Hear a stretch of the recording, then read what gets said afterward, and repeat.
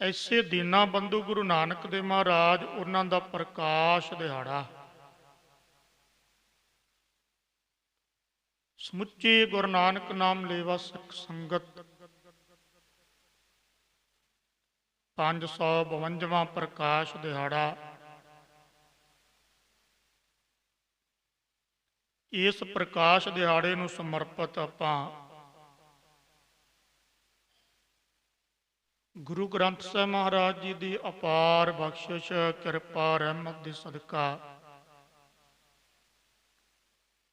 ਵਾਰਤਕ ਰੂਪ ਦੇ ਵਿੱਚ ਲੜੀਵਾਰ ਕਥਾ ਆਰੰਭ ਕੀਤੀ ਹੈ। ਕੱਲ ਤੱਕ ਕਥਾ ਦੀ ਆਪਾਂ ਵਿਚਾਰ ਗੁਰੂ ਸਾਹਿਬ ਨੇ ਕਰਵਾਈ।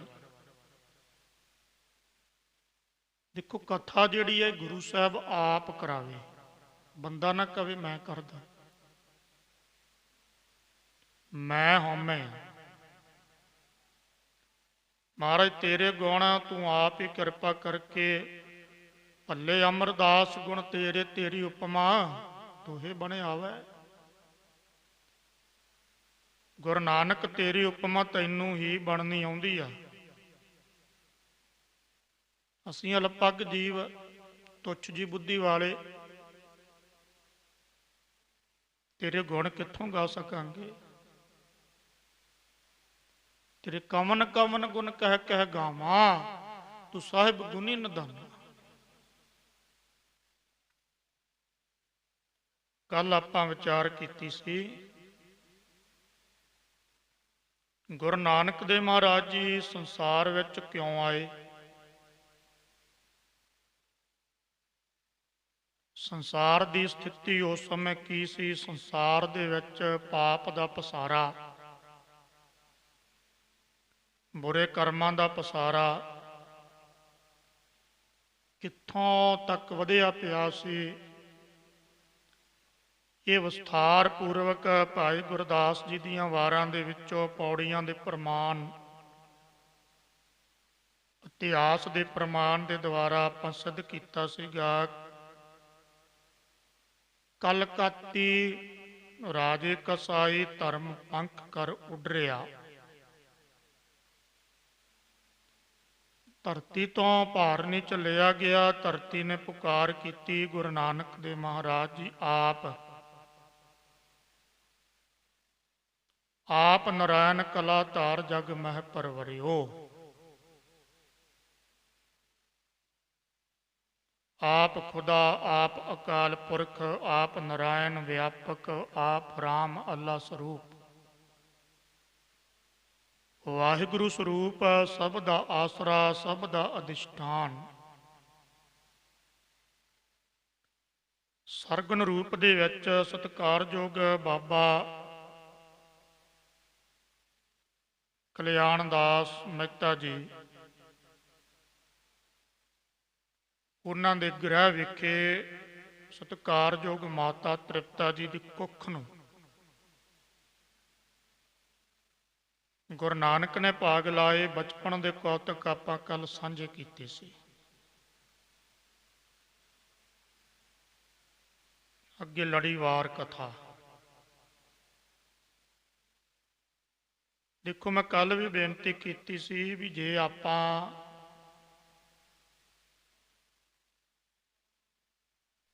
ਜੋ ਕਵੀ ਸੰਤੋਖ ਸਿੰਘ ਜੀ ਨੇ ਛੰਦਾਬੰਦੀ ਦੇ ਵਿੱਚ ਕਥਾ ਪਿੰਗਲ ਦੇ ਆਧਾਰ ਤੇ ਲਿਖੀ ਆ, ਜਿਹੜੀ ਆਮ ਨੈਟ ਦੇ ਉੱਪਰ ਵੀ ਪਈ ਆ, ਗਿਆਨੀਆਂ ਨੇ ਕੀਤੀ ਆ,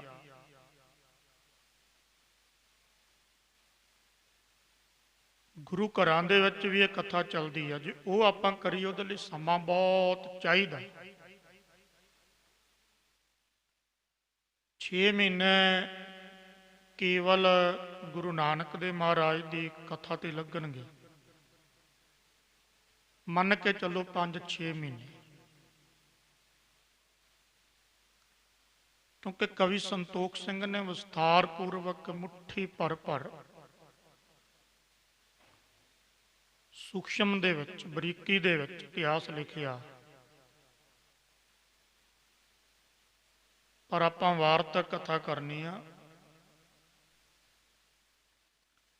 ਦੀਨਾ ਬੰਧੂ ਬ੍ਰਹਿਮੰਡ ਦੇ ਮਾਲਕ ਗੁਰੂ ਨਾਨਕ ਦੇ ਮਹਾਰਾਜ ਬਾਲਾ ਪ੍ਰੀਤਮ ਬਾਲ ਕ੍ਰੀੜਾ ਰਾਏ ਭੋਈ ਦੀ ਤਲਵੰਡੀ ਦੇ ਵਿੱਚ ਕਰਦੇ ਆ। ਉਮਰ ਗੁਰੂ ਨਾਨਕ ਦੇ ਮਹਾਰਾਜ ਦੀ ਹੋ ਗਈ ਆ 5 ਸਾਲ।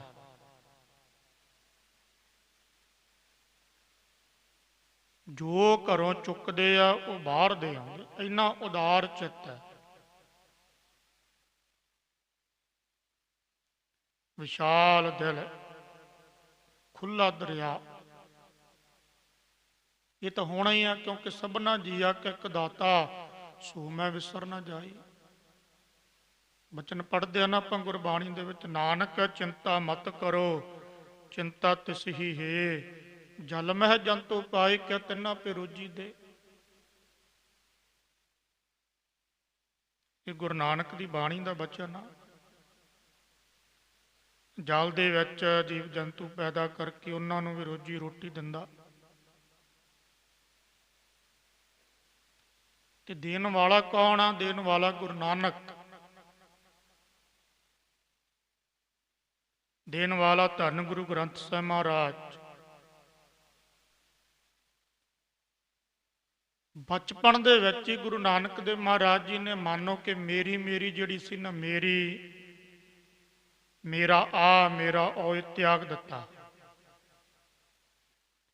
ਤਿਆਗਣਾ ਕੀ ਸੀ? ਹੈ ਹੀ ਨਹੀਂ ਸੀ।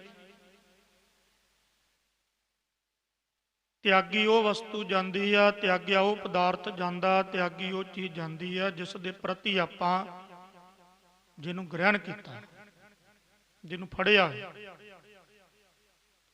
ਉਹ ਤਿਆਗੀ ਜਾਂਦੀ ਆ। ਗੁਰੂ ਨਾਨਕ ਨੇ ਤੇ ਫੜਿਆ ਹੀ ਕੁਛ ਨਹੀਂ। ਸੰਸਾਰ ਦੀ ਜੋ ਦ੍ਰਿਸ਼ਟਮਾਨ ਵਸਤੂ ਅਸੀਂ ਫੜੀ ਹੋਈ ਆ, ਅਸੀਂ ਗ੍ਰਹਿਣ ਕੀਤੀ ਆ, ਤਾਂ ਕਰਕੇ ਅਸੀਂ ਤਿਆਗਣ ਵਾਲੀ ਬਿਰਤੀ ਰੱਖੀ ਹੈ। ਬ੍ਰਹਮ ਗਿਆਨੀ ਮਹਾਂਪੁਰਖ ਜਿਹੜਾ ਤਤਵੇਤਾ ਵਾਹਿਗੁਰੂ ਦੇ ਵਿੱਚ ਅਭੇਦ ਹੋ ਜਾਂਦਾ, ਉਹਦੀ ਬਿਰਤੀ ਜਿਹੜੀ ਉਹ ਤਿਆਗਣ ਵਾਲੀ ਨਹੀਂ ਹੁੰਦੀ। ਹਾਂ, ਪਹਿਲਾਂ ਜਿੰਨਾ ਚਿਰ ਮਾਇਆ ਦੇ ਵਿੱਚ ਗ੍ਰਸਤ ਹੈ, ਇਹ ਥੋੜੇ ਜਿਹੇ ਗਹਿਰੇ ਬਚਨ ਆ, ਜਿੰਨਾ ਚਿਰ ਬੰਦਾ ਮਾਇਆ ਵਿੱਚ ਗ੍ਰਸਤ ਆ ਉਹਨਾਂ ਚਿਰ ਤਿਆਗਣ ਵਾਲੀ ਬਿਰਤੀ ਹੈ। ਜਦੋਂ ਮਾਇਆ ਤੋਂ ਉੱਪਰ ਹੋ ਗਿਆ ਫਿਰ ਤਿਆਗਣ ਵਾਲੀ ਬਿਰਤੀ ਰਹੀ ਨਹੀਂ। ਕਿ ਇਹਨੂੰ ਤਿਆਗਣਾ, ਜਿਹਨੂੰ ਗ੍ਰਹਿਣ ਕੀਤਾ ਹੋਵੇਗਾ ਉਹ ਤਿਆਗਿਆ ਜਾਵੇਗਾ। ਉਹ ਤੇ ਸੰਸਾਰ ਤੋਂ ਉੱਪਰ ਹੋ ਗਏ। ਹੁਣ ਗੁਰੂ ਨਾਨਕ ਤੇ ਨਿਰੰਕਾਰ ਹੈ, ਅਕਾਲ ਸਰੂਪ ਹੈ, ਉਹਨੇ ਕੀ ਗ੍ਰਹਿਣ ਕਰਨਾ ਤੇ ਕੀ ਤਿਆਗਣਾ ਕਦੇ ਵਿਚਾਰ ਕੀਤੀ ਹੈ?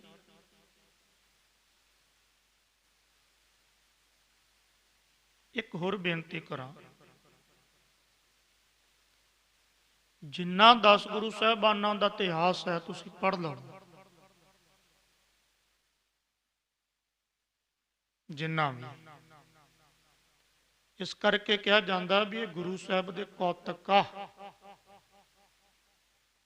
10ਵੇਂ ਪਾਤਸ਼ਾਹ ਨੇ ਲਿਖਿਆ ਨਾ 10ਵੇਂ ਗ੍ਰੰਥ ਦੇ ਵਿੱਚ ਆਪਣੇ ਕਲਮ ਦੇ ਨਾਲ, ਮੈਂ ਹਾਂ ਪਰਮ ਪੁਰਖ ਕੋ ਦਾਸਾ ਦੇਖਣ ਆਇਓ ਜਗਤ ਤਮਾਸ਼ਾ। ਜਾਣੀ ਜਗਤ ਦਾ ਜਿਹੜਾ ਇਹ ਤਮਾਸ਼ਾ ਹੈ, ਜਿਵੇਂ ਬਾਜੀਗਰ ਬਾਜੀ ਪਾਉਂਦਾ ਹੈ ਫਿਰ ਉਹ ਸਾਰਾ ਕੁਝ ਸਮੇਟ ਲੈਂਦਾ, ਦ੍ਰਿਸ਼ਟਾ ਹੁੰਦਾ ਨਾ ਬਾਜੀਗਰ ਉੱਥੇ। ਗੁਰੂ ਨਾਨਕ, ਗੁਰੂ ਅੰਗਦ, ਗੁਰੂ ਅਮਰਦਾਸ, 10 ਗੁਰੂ ਸਾਹਿਬਾਨ, ਅੱਜ 10 ਗੁਰੂ ਸਾਹਿਬਾਨਾਂ ਦੀ ਜਾਗਦੀ ਜੋਤ ਧੰਨ ਗੁਰੂ ਗ੍ਰੰਥ ਸਾਹਿਬ ਮਹਾਰਾਜ, ਔਰ ਧੰਨ ਗੁਰੂ ਗ੍ਰੰਥ ਸਾਹਿਬ ਮਹਾਰਾਜ ਦੀ ਜਿਹੜੀ ਪਾਵਨ ਪਵਿੱਤਰ ਬ੍ਰਹਮ ਦ੍ਰਿਸ਼ਟੀ, ਬ੍ਰਹਮ ਸਰੋਤਰੀ ਜਿਹੜੀ ਸਿੱਖਿਆ ਜਿਸ ਗੁਰੂ ਦੇ ਪਿਆਰੇ ਨੇ ਉਹ ਗ੍ਰਹਿਣ ਪੂਰਨ ਤੌਰ ਤੇ ਕਰ ਲਈ, ਬ੍ਰਹਮ ਗਿਆਨੀ ਹੋ ਗਿਆ। ਉਹਨਾਂ ਦੀ ਇਹ ਬਿਰਤੀ ਬਣ ਗਈ ਵੀ ਉਹਨਾਂ ਨੇ ਕਿਹਾ ਵੀ ਨਾ ਕੁਝ ਗ੍ਰਹਿਣ ਕਰਨਾ, ਨਾ ਕੁਝ ਤਿਆਗਣਾ। ਜੋ ਗ੍ਰਹਿਣ ਕੀਤਾ ਜਾਵੇਗਾ ਉਹ ਤਿਆਗਿਆ ਜਾਵੇਗਾ, ਜਦੋਂ ਗ੍ਰਹਿਣ ਕੀਤਾ ਹੀ ਨਹੀਂ ਫਿਰ ਤਿਆਗਣਾ ਕੀ? ਤਿਆਗਦਾ ਹੈ ਬੰਦਾ, ਤਿਆਗਦਾ ਹੈ ਜੀਵ, ਤਿਆਗਦਾ ਹੈ ਮਨੁੱਖ। ਬ੍ਰਹਮ ਗਿਆਨੀ ਨਹੀਂ ਤਿਆਗਦਾ, ਗੁਰੂ ਨਹੀਂ ਤਿਆਗਦਾ। ਗੁਰੂ ਤੇ ਜਗਤ ਦਾ ਜੋ ਤਮਾਸ਼ਾ ਨਾ ਉਹ ਵੇਖਣ ਆਇਆ, ਉੱਪਰ ਹੋ ਕੇ ਦੇਖ ਰਿਹਾ।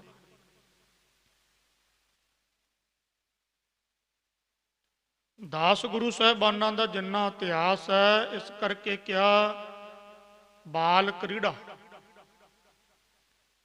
ਬਾਲਾ ਪ੍ਰੀਤਮ ਦੇ ਕੌਤਕ। ਗੁਰੂ ਸਾਹਿਬਾਨਾਂ ਦਾ ਇਤਿਹਾਸ ਜਿਹੜਾ ਹੈ ਗੁਰੂ ਸਾਹਿਬਾਨਾਂ ਦੇ ਕੌਤਕ ਆ।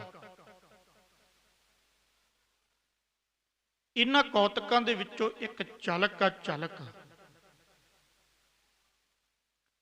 ਪੂਰੇ ਇਤਿਹਾਸ ਦੇ ਵਿੱਚੋਂ ਝਲਕ ਆ। ਉਹ ਜਿਹੜੀ ਝਲਕ ਆ ਉਹ ਸੰਸਾਰੀ ਜੀਵਾਂ ਲਈ ਆ, ਗੁਰੂ ਲਈ ਨਹੀਂ। ਹੁਣ ਕਦੇ ਸੋਚੀ ਆ ਵੀ ਗੁਰੂ ਨੇ ਕੀ ਤਿਆਗਣਾ, ਕੀ ਫੜਨਾ?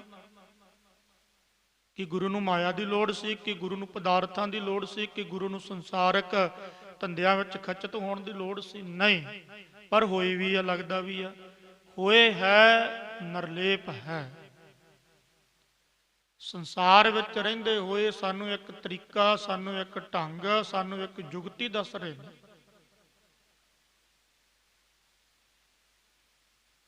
ਗੁਰੂ ਸਾਹਿਬ ਸੰਸਾਰ ਦੇ ਵਿੱਚ ਖਚਿਤ ਨਹੀਂ।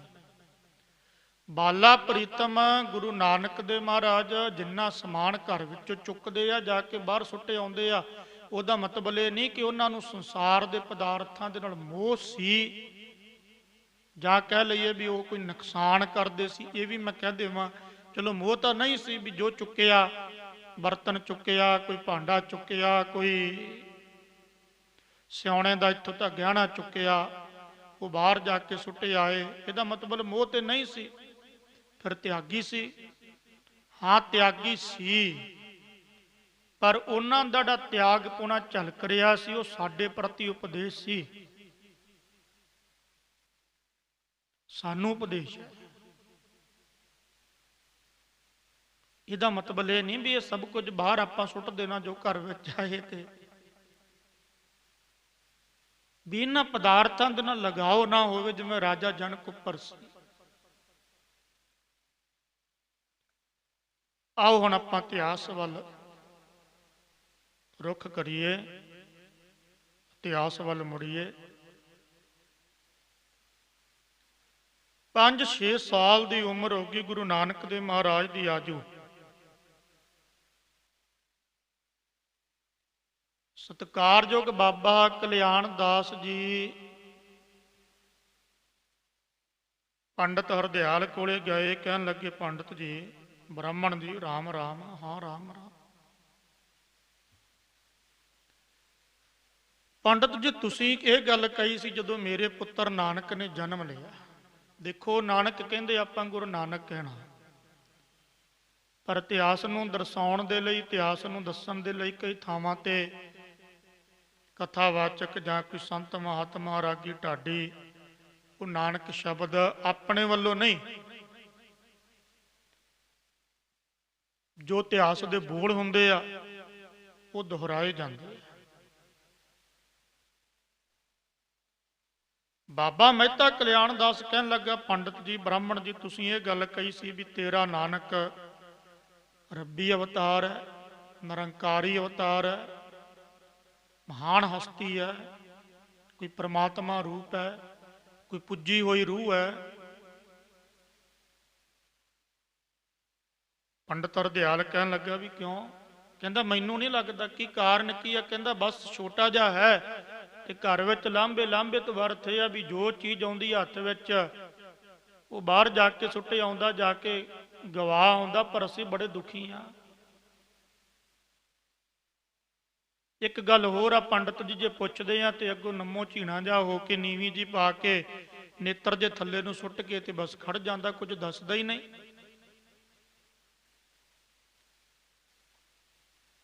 ਇਤਿਹਾਸ ਇਸ ਗੱਲ ਦੀ ਗਵਾਹੀ ਭਰਦਾ। ਕਹਿੰਦੇ ਉਸ ਵੇਲੇ ਪੰਡਤ ਥੋੜਾ ਜਿਹਾ ਹੱਸਿਆ, ਥੋੜਾ ਜਿਹਾ ਮੁਸਕਰਾਇਆ, ਕਹਿਣ ਲੱਗਾ, ਮੈਨੂੰ ਪਤਾ ਸੀ। ਕੀ ਪਤਾ ਸੀ? ਮੈਨੂੰ ਪਤਾ ਸੀ ਕਿ ਗੁਰੂ ਨਾਨਕ ਸੰਸਾਰ ਦੇ ਭਲੇ ਲਈ ਆਏ ਆ। ਗੁਰੂ ਨਾਨਕ ਉਦਾਰ ਚਿੱਤ ਹੋਣਗੇ। ਗੁਰੂ ਨਾਨਕ ਬ੍ਰਹਿਮੰਡ ਦੇ ਮਾਲਕ, ਦੀਨਾ ਬੰਧੂ, ਨਿਰਗੁਣ ਸਰਗੁਣ ਸਰੂਪ ਹੋ ਕੇ ਇਹ ਦੁਨੀਆ ਦਾ ਭਲਾ ਕਰਨਗੇ। ਇਹ ਵੰਡਣ ਲਈ ਆਏ ਨੇ, ਇਹ ਵੰਡਣਗੇ। ਪੰਡਤ ਹਰਦਿਆਲ ਖਿੜਖੜਾ ਕੇ ਹੱਸਿਆ ਵੀ ਜੋ ਕਾਰਜ ਮੈਂ ਸੋਚਿਆ ਸੀ, ਉਹਨਾਂ ਨੇ ਸੋਚਿਆ, ਪੰਡਤ ਹਰਦਿਆਲ ਨੇ, ਮੈਂ ਸੋਚਿਆ ਸੀ ਵੀ ਜਿਹੜਾ ਕਾਰਜ ਥੋੜਾ ਜਿਹਾ ਉਮਰ ਪਾ ਕੇ ਸ਼ੁਰੂ ਕਰਨਗੇ, ਥੋੜੀ ਜੀ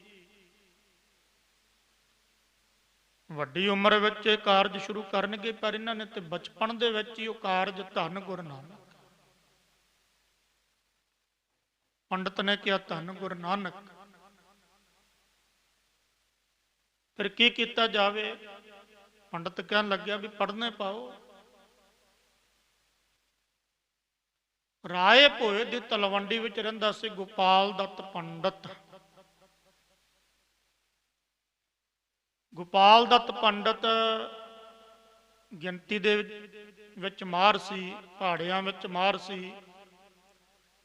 इस तो अलावा कह खै गए जिहड़ी ये पढ़ाई अगे हुंदे सीगे, साडे बजुर्गां नूं पता भी 1.5 दा पहाड़ा पौने 2 दा, जिन्नी भी पढ़ाई जिहड़ी आपां कह सकदे आ संस्कृत विच पूरा मार सीगा, उत्थों दे बच्चिआं नूं पढ़ाउंदा सी। ਉਹਨਾਂ ਸਮਿਆਂ ਦੇ ਵਿੱਚ ਉਸਤਾਦ ਕਹਿ ਲਵੋ, ਅਧਿਆਪਕ ਕਹਿ ਲਵੋ, ਤੇ ਜਾਂ ਅੱਜ ਦੀ ਭਾਸ਼ਾ ਵਿੱਚ ਤੁਹਾਡੀ ਭਾਸ਼ਾ ਵਿੱਚ ਟੀਚਰ ਕਹਿ ਲਵੋ। ਬੜਾ ਸਿਆਣਾ ਸੀ, ਸੂਝਵਾਨ ਸੀ ਗੋਪਾਲ ਦੱਤ ਪੰਡਤ। ਗੋਪਾਲ ਦੱਤ ਪੰਡਤ ਪੜ੍ਹਾ ਰਿਹਾ। ਸਤਿਕਾਰਯੋਗ ਬਾਬਾ ਮਹਿਤਾ ਕਲਿਆਣ ਦਾਸ ਜੀ, ਉਹਨਾਂ ਨੇ ਆਪਣੀ ਧਰਮ ਸੁਪਤਨੀ ਸਤਿਕਾਰਯੋਗ ਸਾਡੇ ਮਾਤਾ ਤ੍ਰਿਪਤਾ ਜੀ, ਉਹਨਾਂ ਦੇ ਨਾਲ ਵਿਚਾਰ ਕੀਤੀ। ਭਗਵਾਨੇ ਨਾਨਕ ਦੀ ਉਮਰ ਤਕਰੀਬਨ 5-6 ਸਾਲ ਹੋ ਚੁੱਕੀ ਆ, ਤੇ ਕਿਉਂ ਨਾ ਆਪਾਂ ਹੁਣ ਨਾਨਕ ਨੂੰ ਪੜ੍ਹਨੇ ਪਾ ਦਈਏ। ਮੈਂ ਪੰਡਤ ਹਰਦਿਆਲ ਨੂੰ ਪੁੱਛਿਆ, ਉਹ ਕਹਿਣ ਲੱਗਾ ਵੀ ਵੈਸੇ ਵੀ ਗ੍ਰੰਥਾਂ ਦੇ ਵਿੱਚ ਲਿਖਿਆ ਆਉਂਦਾ ਕਿ ਜਿਹੜੇ ਮਾਪੇ ਆਪਣੇ ਬੱਚੇ ਨੂੰ ਨਹੀਂ ਪੜ੍ਹਾਉਂਦੇ ਨਾ, ਇਹ ਚਣਕਿਆ ਵਿੱਚ ਵੀ ਬਚਨ ਆਉਂਦੇ ਆ, ਸਾਰ ਕਿਤਾਵਲੀ ਵਿੱਚ ਵੀ ਆਉਂਦੇ ਆ। ਛੋਟੇ ਗ੍ਰੰਥ ਸੰਪਰਦਾਵਾਂ ਦੇ ਵਿੱਚ ਕਥਾ ਦੀ ਆਰੰਭਤਾ ਤੋਂ ਪਹਿਲਾਂ ਇਹ ਸਿਖਾਏ ਜਾਂਦੇ ਆ, ਪੜ੍ਹਾਏ ਜਾਂਦੇ ਆ। ਇਹ ਮੁੱਢਲੀ ਇੱਕ ਰਹੁ ਰੀਤੀ ਆ। ਕਥਾ ਸ਼ੁਰੂ ਕਰਨ ਤੋਂ ਪਹਿਲਾਂ ਸਭ ਤੋਂ ਚਣਕਿਆ ਪੜ੍ਹਾਇਆ ਜਾਂਦਾ। ਜਿਹੜੇ ਮਾਪੇ ਆਪਣੇ ਬੱਚਿਆਂ ਨੂੰ ਨਹੀਂ ਪੜ੍ਹਾਉਂਦੇ, ਗ੍ਰੰਥਾਂ ਵਿੱਚ ਲਿਖਿਆ ਵੀ ਉਹ ਮਾਪੇ ਆਪਣੇ ਬੱਚਿਆਂ ਦੇ ਸਭ ਤੋਂ ਵੱਡੇ ਮੰਨੋ ਕਿ ਦੁਸ਼ਮਣ ਹੈ। ਵਿਦਿਆ ਬੜੀ ਜ਼ਰੂਰੀ ਹੈ। ਵਿਦਿਆ ਮਨੁੱਖ ਦਾ ਤੀਜਾ ਨੇਤਰ, ਐਵੇਂ ਨਹੀਂ ਕਿਹਾ, ਕਿਉਂਕਿ 2 ਅੱਖਾਂ ਦੇ ਨਾਲ ਅਸੀਂ ਸੰਸਾਰ ਦੇਖਦੇ ਹਾਂ, ਪਰ ਵਿਦਿਆ ਨਾਲ ਸਾਡੀ ਬੁੱਧੀ ਖੁੱਲ ਜਾਂਦੀ ਆ। ਸਾਨੂੰ ਸੰਸਾਰ ਦੇ ਵਿੱਚ ਵਿਚਰਨਾ, ਤੀਜਾ ਨੇਤਰ ਦਾ ਅਰਥ ਕੀ ਹੈ? ਬਹੁਤਾ ਪੜ੍ਹਿਆ ਨਹੀਂ, ਬਹੁਤਾ ਪਤਾ ਨਹੀਂ ਗਾ, ਵਿਦਿਆ ਕੋਲੇ ਨਹੀਂ, ਸੰਸਾਰ ਨੂੰ ਤਾਂ ਵੇਖੀ ਜਾਵਾਂਗੇ, ਦੇਖ ਰਹੇ ਹਾਂ ਸੰਸਾਰ ਨੂੰ, ਪਰ ਸੰਸਾਰ ਵਿੱਚ ਕੀ ਹੋ ਰਿਹਾ ਉਹ ਵਿਦਿਆ ਤੋਂ ਬਿਨਾਂ ਪਤਾ ਨਹੀਂ ਲੱਗਣਾ। ਵਿਦਿਆ ਜ਼ਰੂਰੀ ਆ, ਫਿਰ ਸੰਸਾਰ ਵਿੱਚ ਬੰਦਾ ਚੰਗੀ ਤਰ੍ਹਾਂ ਸਮਝੋ ਵਿਚਰ ਜਾਂਦਾ। ਪਰ ਵਿਦਿਆ ਲੈ ਕੇ ਹੰਕਾਰ ਨਾ ਹੋਵੇ। ਹੰਕਾਰੀ ਅੱਜ ਬਹੁਤ ਦਿਸ ਰਿਹਾ। ਦੁਨਿਆਵੀ ਵਿਦਿਆ, ਮੈਂ ਅੱਗੇ ਵੀ ਬੇਨਤੀ ਕੀਤੀ ਸੀ, ਦੁਨਿਆਵੀ ਵਿਦਿਆ ਦੇ ਨਾਲ ਗੁਰਮਤਿ ਵਿਦਿਆ ਤੇ ਬੰਦਾ ਹੰਕਾਰੀ ਨਹੀਂ ਹੁੰਦਾ, ਪਰ ਜੇ ਕੱਲੀ ਦੁਨਿਆਵੀ ਤੇ ਬੰਦਾ ਹੰਕਾਰੀ ਹੋ ਜਾਂਦਾ ਹੈ। ਇਹ ਵਿਸ਼ਾ ਨਹੀਂ ਆਪਣਾ। ਗੁਰੂ ਨਾਨਕ, ਉਹਨਾਂ ਦੇ ਪਿਤਾ ਸਤਿਕਾਰਯੋਗ ਬਾਬਾ ਮਹਿਤਾ ਕਲਿਆਣ ਦਾਸ ਜੀ ਅਤੇ ਮਾਤਾ ਤ੍ਰਿਪਤਾ ਜੀ ਦੰਪਤ, ਦੋਵਾਂ ਜੀਵਾਂ ਨੇ ਵਿਚਾਰ ਕੀਤੀ ਵੀ ਹਾਂ ਪੜ੍ਹਾਉਣਾ ਚਾਹੀਦਾ ਨਾਨਕ ਨੂੰ। ਅਗਲੇ ਦਿਨ ਚੜ੍ਹਿਆ, ਅਕਾਲ ਦੇ ਅੱਗੇ ਅਰਦਾਸ ਬੇਨਤੀ ਕੀਤੀ, ਮਹੂਰਤ ਸ਼ੁਭ ਦੇਖੀ। ਉਦੋਂ ਦੇਖਦੇ ਸਨ ਜੋ ਇਤਿਹਾਸ ਵਿੱਚ ਲਿਖਿਆ ਉਸ ਦੇ ਮੁਤਾਬਕ। ਕੱਲ ਵੀ ਬੇਨਤੀ ਕੀਤੀ ਸੀ ਵੀ ਖੰਡਨ ਗੁਰੂ ਨਾਨਕ ਨੇ ਕਰਨਾ ਜਿਸ ਵੇਲੇ ਗੁਰੂ ਨਾਨਕ ਨੇ ਜਨੇਊ ਧਾਰਨ ਕਰਨਾ। ਉੱਥੇ ਵੀ ਧਰਮ ਦਾ ਖੰਡਨ ਨਹੀਂ, ਪਰ ਧਰਮ ਦੇ ਪਹਿਰਾਵੇ ਦੇ ਵਿੱਚ, ਧਰਮ ਦੇ ਮੈਂ ਕਹਾਂ ਵੀ ਭੇਸ ਦੇ ਵਿੱਚ ਜੋ ਕਰਮਕਾਂਡ ਦਿਖਾਇਆ ਜਾਂਦਾ ਉਹਦਾ ਖੰਡਨ ਹੈ। ਧਰਮ ਦਾ ਖੰਡਨ ਨਹੀਂ ਕਦੇ ਕਰੇਗਾ। ਗੁਰੂ ਜਿਹੜਾ ਉਹ ਧਰਮ ਦਾ ਖੰਡਨ ਕਿਉਂ ਕਰੇ? ਗੁਰੂ ਲਈ ਸਮ ਦ੍ਰਿਸ਼ਟੀ ਸਭ ਕੁਝ ਸਮ ਹੈ, ਕਿ ਸਮ ਦ੍ਰਿਸ਼ਟੀ ਆ।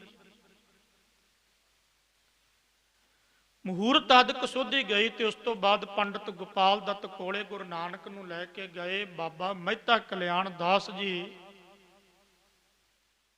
ਬਾਬਾ ਮਹਿਤਾ ਕਲਿਆਣ ਦਾਸ ਜੀ ਨੇ ਪੰਡਤ ਨੂੰ ਜਾ ਕੇ ਕਿਹਾ, ਪੰਡਤ ਜੀ, ਗੋਪਾਲ ਦੱਤ ਜੀ, ਮੇਰਾ ਇਹ ਬੱਚਾ ਨਾਨਕ ਪੜ੍ਹਨੇ ਯੋਗ ਹੋ ਗਿਆ, ਤੁਸੀਂ ਇਹਨੂੰ ਚੰਗੀ ਤਰ੍ਹਾਂ ਪੜ੍ਹਾਇਓ, ਕਿਉਂਕਿ ਮੈਂ ਪਟਵਾਰੀ ਹਾਂ, ਗੁਰੂ ਨਾਨਕ ਦੇ ਪਿਤਾ ਜੀ ਪਟਵਾਰੀ ਸਨ। ਜੋ ਵੀ ਤੁਹਾਨੂੰ ਲੋੜ ਹੋਵੇਗੀ, ਧਨ ਦੌਲਤ ਮਾਇਆ, ਕਿਉਂਕਿ ਉਹਨਾਂ ਸਮਿਆਂ ਦੇ ਵਿੱਚ ਜ਼ਿਆਦਾਤਰ ਅਨਾਜ ਲਿਆ ਜਾਂਦਾ ਸੀਗਾ, ਕਣਕ ਹੋ ਗਈ, ਚਾਵਲ ਹੋ ਗਏ ਆਦਿ,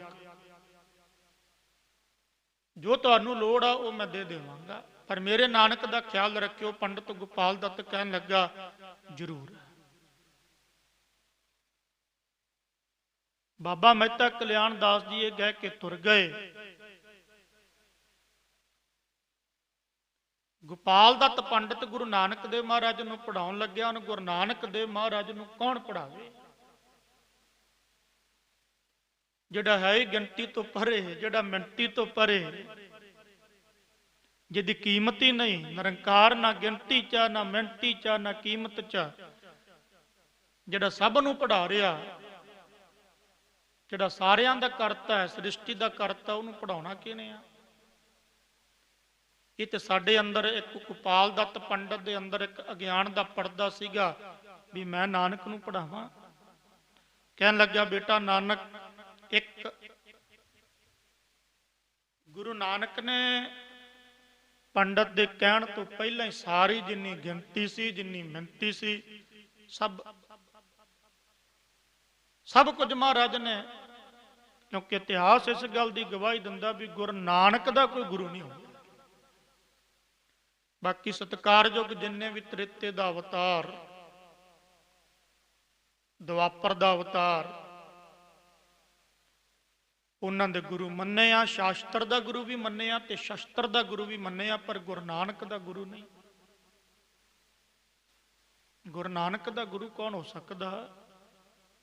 ਨਿਰੰਕਾਰ ਦਾ ਗੁਰੂ ਥੋੜੀ ਹੋਵੇਗਾ ਕੋਈ। ਪਰਮਾਤਮਾ ਦਾ ਗੁਰੂ ਕੌਣ? ਜਿਹੜਾ ਸਾਰਿਆਂ ਦਾ ਅਧਿਸ਼ਠਾਨ, ਜਿਹੜਾ ਸਾਰਿਆਂ ਦਾ ਆਸਰਾ ਹੈ, ਜਿਹੜਾ ਸਾਰਿਆਂ ਦਾ ਗੁਰੂ ਹੈ, ਜਿਹੜਾ ਸਾਰਿਆਂ ਦਾ ਨਾਥ ਮਾਲਕ ਹੈ, ਉਹਦਾ ਗੁਰੂ ਕਿਹਨੇ ਹੋਣਾ? ਗੁਰੂ ਨਾਨਕ ਦਾ ਗੁਰੂ ਨਹੀਂ ਕੋਈ ਹੋਇਆ। ਗੁਰੂ ਨਾਨਕ, ਧੰਨ ਗੁਰੂ ਨਾਨਕ।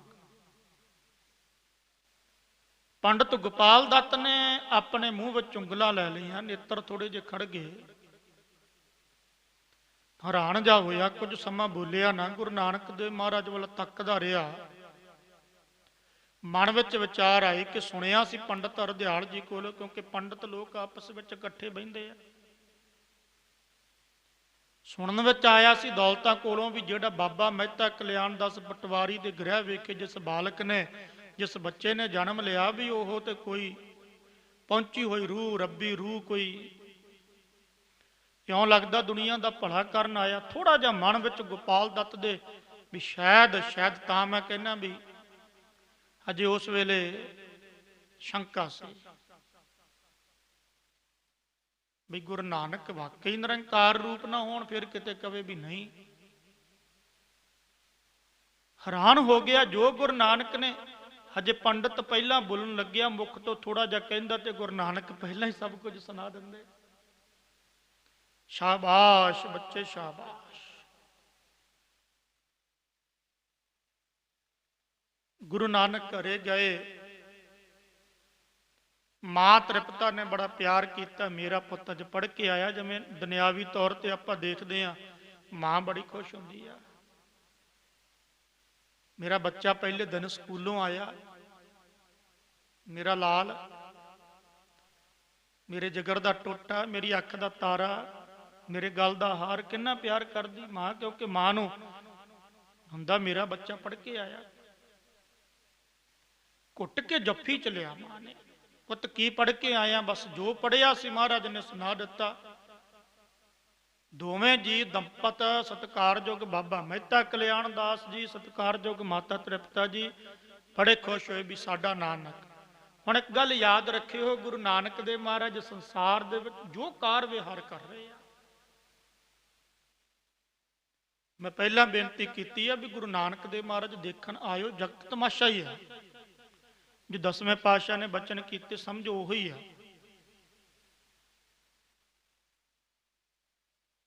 ਉਹ ਤੇ ਸਾਡੇ ਪਰਥਾਏ ਆ। ਇਦਾਂ ਦੇ ਕੌਤਕ ਕਰਦੇ ਆ ਕਈ ਵਾਰ, ਤੇ ਮਾਤਾ ਪਿਤਾ ਜੀ ਬੜੇ ਖੁਸ਼ ਹੋ ਜਾਂਦੇ ਆ ਵੀ ਵਾਕਈ ਪੰਡਤ ਹਰਦਿਆਲ ਕਹਿੰਦਾ ਸੀ ਨਾਨਕ ਕੋਈ ਰੱਬੀ ਰੂਹ ਹੈ। ਤੇ ਕਦੇ ਕਦੇ ਗੁਰੂ ਨਾਨਕ ਦੇ ਮਹਾਰਾਜ ਆਪ ਖੁਦ ਮਾਇਆ ਪਾਉਂਦੇ, ਇਦਾਂ ਦੇ ਕੰਮ ਕਰਦੇ। ਮਾਤਾ ਪਿਤਾ ਨੂੰ ਗੁਰੂ ਨਾਨਕ ਦੇ ਪ੍ਰਤੀ ਥੋੜਾ ਜਿਹਾ ਗੁੱਸਾ ਵੀ ਆਉਂਦਾ। ਇਤਿਹਾਸ ਦੇ ਵਿੱਚ ਜਿੰਨਾ ਚਿਰ ਸਤਿਕਾਰਯੋਗ ਬਾਬਾ ਮਹਿਤਾ ਕਲਿਆਣ ਦਾਸ ਜੀ ਰਹਿਣਗੇ ਚੱਲੀ ਜਾਣਾ। ਬੇਬੇ ਨਾਨਕੀ ਨੂੰ ਤੇ ਰਾਏ ਬਲਾਰ ਨੂੰ ਨਿਸ਼ਚਾ ਪੂਰਨ ਤੌਰ ਤੇ ਗੁਰੂ ਨਾਨਕ ਨੂੰ ਪੂਰਨ ਤੌਰ ਤੇ ਰੱਬੀ ਰੂਪ ਮੰਨਣਾ। ਬਾਬਾ ਮਹਿਤਾ ਕਲਿਆਣ ਦਾਸ ਜੀ ਜਦੋਂ ਸਰੀਰ ਛੱਡਣਗੇ ਨਾ, ਉਸ ਵੇਲੇ ਇਤਿਹਾਸ ਗਵਾਹੀ ਭਰਦਾ। ਉਦੋਂ ਕਹਿੰਦਾ ਵੀ ਪੁੱਤ ਮੈਂ ਤੈਨੂੰ ਪੁੱਤ ਹੀ ਸਮਝਦਾ ਰਿਹਾ, ਅਸਲ ਵਿੱਚ ਤੂੰ ਨਿਰੰਕਾਰ ਸੀ। ਦੋਵਾਂ ਨੇ ਵਿਚਾਰ ਕੀਤੀ ਵੀ ਸਾਡਾ ਨਾਨਕ ਤੇ ਬੜਾ ਪੜ੍ਹਦਾ, ਬਈ ਬੜਾ ਪੜ੍ਹ ਕੇ ਆਇਆ। ਅਗਲੇ ਦਿਨ ਫੇਰ ਦਿਨ ਚੜਿਆ, ਗੁਰੂ ਨਾਨਕ ਉੱਠੇ। ਨੀਂਦਰਾ ਨੂੰ ਤਿਆਗਣ ਵਾਲੇ ਨੀਂਦਰਾ ਦੇ ਦੋਸ਼ ਤੋਂ ਉੱਪਰ, ਨੀਂਦਰਾ ਦੇ ਦੋਸ਼ ਵਿੱਚ ਹੋ ਕੇ ਲੋਕਾਂ ਨੂੰ ਦਿਖਾ ਰਹੇ ਆ, ਪਰ ਗੁਰੂ ਨਾਨਕ ਨੂੰ ਥੋੜੀ ਨੀਂਦਰਾ। ਗੁਰੂ ਨਾਨਕ ਤੇ ਹਾਂ ਸ੍ਰਿਸ਼ਟੀ ਦੇ ਮੁਤਾਬਕ, ਸ੍ਰਿਸ਼ਟੀ ਜੋ ਹੈ ਨਾ ਸਰਗਨ ਰੂਪ ਦੇ ਵਿੱਚ ਜੋ ਵੀ ਅਵਤਾਰ ਆਇਆ, ਸਰੀਰ ਜਿਹੜਾ ਉਹ ਮਾਇਆ ਕਰਕੇ ਆਵੇਗਾ। ਸਰੀਰ ਜਿਹੜਾ ਉਹ ਮਾਇਆ ਦੀ ਹੀ ਰਚਤ ਹੈ। ਕੋਈ ਵੀ ਅਵਤਾਰ ਇੱਕ ਸ਼ਾਸਤਰਾਂ ਵਿੱਚ ਆਇਆ ਉਹ ਮਾਇਆ ਦੀ ਰਚਤ ਹੀ ਹੈ। ਸਰੀਰ, ਮੈਂ ਸਰੀਰ ਦੀ ਗੱਲ ਕਰਦਾ, ਪਰ ਅੰਦਰ ਜੋ ਨਿਰਗੁਣ ਆ ਉਹ ਸਰੀਰ ਨੂੰ ਮੰਨਦਾ ਹੀ ਨਹੀਂ। ਸਰੀਰ ਨੂੰ ਖਾਣ ਨੂੰ ਵੀ ਚਾਹੀਦਾ, ਸਰੀਰ ਨੂੰ ਪਹਿਨਣ ਨੂੰ ਵੀ ਚਾਹੀਦਾ, ਸਰੀਰ ਨੂੰ ਨੀਂਦ ਵੀ ਆਉਂਦੀ ਆ। ਸਰੀਰ ਸਭ ਕੁਝ ਹੀ ਜੋ ਸੰਸਾਰੀ ਕਾਰ ਵਿਹਾਰ। ਹਜੂਰ ਉੱਠੇ, ਦਿਨ ਚੜਿਆ, ਰੱਬ ਦੀ ਬੰਦਗੀ ਵਿੱਚ ਹੋਏ। ਗੋਪਾਲ ਦੱਤ ਪੰਡਤ ਕੋਲੇ ਫਿਰ ਚਲੇ ਗਏ। ਬਾਬਾ ਮਹਿਤਾ ਕਲਿਆਣ ਦਾਸ ਜੀ 5-6 ਸਾਲ ਦੀ ਉਮਰ ਹਜੂਰ ਦੀ। ਬਾਬਾ ਮਹਿਤਾ ਕਲਿਆਣ ਦਾਸ ਜੀ ਕਹਿਣ ਲੱਗਾ, ਪੰਡਤ ਜੀ ਤੁਸੀਂ ਬਹੁਤ ਵਧੀਆ ਬੱਚੇ ਨੂੰ ਪੜ੍ਹਾਇਆ। ਉਹ ਕਹਿੰਦਾ ਮੈਂ ਤੇ ਹੈਰਾਨ ਹਾਂ, ਮੈਂ ਨਹੀਂ ਪੜ੍ਹਾਇਆ ਅਸਲ ਵਿੱਚ। ਕਿਉਂ? ਮੈਂ ਤੇ ਪਹਿਲਾਂ ਬੋਲਣ ਮੈਨੂੰ ਦਿੰਦੇ ਨਹੀਂ ਸੀ ਨਾਨਕ। ਮੇਰੇ ਬੋਲਣ ਤੋਂ ਪਹਿਲਾਂ ਆਪ ਹੀ ਬੋਲ ਪੈਂਦੇ ਸੀਗੇ ਵੀ ਇੰਨੀ ਬੁੱਧੀ। ਸਰਵ ਬੁੱਧੀਆਂ ਦਾ ਅਧਿਸ਼ਟਾਨ, ਸਰਵ ਬੁੱਧੀਆਂ ਦਾ ਆਸਰਾ ਗੁਰੂ ਨਾਨਕ, ਤੇ ਉਹਨਾਂ ਦੀ ਬੁੱਧੀ ਕਿਆ ਬਾਤ ਹੈ। ਅਗਲੇ ਦਿਨ ਫੇਰ ਕਹਿਣ ਲੱਗਾ, ਬੱਚਾ ਤੇਰਾ ਪਿਤਾ ਖੁਸ਼ ਹੋਵੇਗਾ, ਤੂੰ ਕੱਲ ਬਹੁਤ ਵਧੀਆ ਪੜ੍ਹਿਆ, ਅੱਜ ਫੇਰ ਪੜ੍ਹ। ਗੁਰੂ ਨਾਨਕ ਕਹਿਣ ਲੱਗੇ, ਪੰਡਤ ਜੀ ਕੀ ਪੜ੍ਹਾਓਗੇ? ਕਹਿੰਦਾ ਅੱਜ ਮੈਂ ਤੈਨੂੰ ਲੇਖਾ ਜੋਖਾ ਸਿਖਾਉਣਾ। ਆਹਾ, ਲੇਖਾ ਜੋਖਾ। ਗੁਰੂ ਨਾਨਕ ਦੇਵ ਮਹਾਰਾਜ ਕਹਿਣ ਲੱਗੇ, ਪੰਡਤ ਜੀ ਕਾਹਦਾ? ਬੇਟਾ ਤੂੰ ਕੱਲ 1 ਤੋਂ ਲੈ ਕੇ 100 ਤੱਕ ਜਿਹੜੀ ਗਿਣਤੀ ਪੜ੍ਹੀ, ਪਹਾੜੇ ਵੀ ਪੜ੍ਹੇ, ਪਰ ਹੁਣ ਆਪਾਂ ਲੇਖਾ ਜੋਖਾ ਕਰਾਂਗੇ। ਘਟਾਓ, ਜਮਾ, ਪਲੱਸ ਮਾਈਨਸ ਜਿਹਨੂੰ ਅੱਜ ਕਹਿ ਦਿੰਦੇ ਆ, ਗੁਣਾ। ਤੇਰਾ ਪਿਤਾ ਪਟਵਾਰੀ ਆ, ਤੂੰ ਵੱਡਾ ਹੋ ਕੇ, ਕਿਉਂਕਿ ਪਿਓ ਇਹੀ ਕਹਿੰਦਾ ਜਿਹੜਾ ਕਿੱਤਾ ਮੈਂ ਕਰਦਾ ਮੇਰਾ ਪੁੱਤ ਵੀ ਇਹੀ ਕਰਨ ਲੱਗ ਪਵੇ। ਅਸਲ ਵਿੱਚ ਤੇ ਇਹੀ ਵਿਚਾਰ ਹੁੰਦੀ ਹੈ ਨਾ ਪਿਓ ਤੇ ਪਿਤਾ ਦੀ।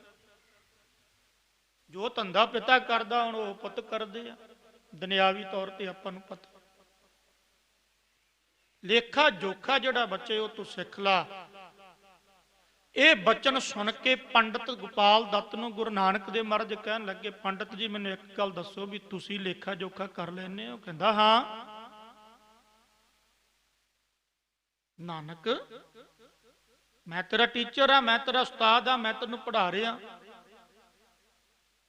ਦੇਖੋ ਗਏ ਸੀ ਪੜ੍ਹਨ, ਪਰ ਪੜ੍ਹਾ ਕੇ ਆਉਣਗੇ। ਇਹ ਗੁਰੂ ਨਾਨਕ ਆ।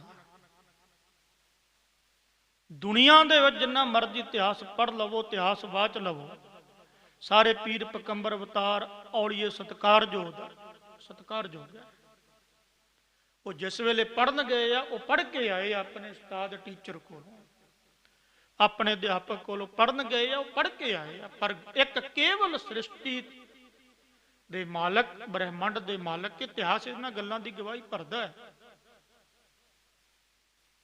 ਜੋ ਪੜਨ ਗਿਆ, ਕੋਈ ਵੀ ਗੁਰੂ ਪੀਰ ਅਵਤਾਰ, ਕੋਈ ਦੇਵਤਾ, ਉਹ ਪੜ੍ਹ ਕੇ ਆਇਆ।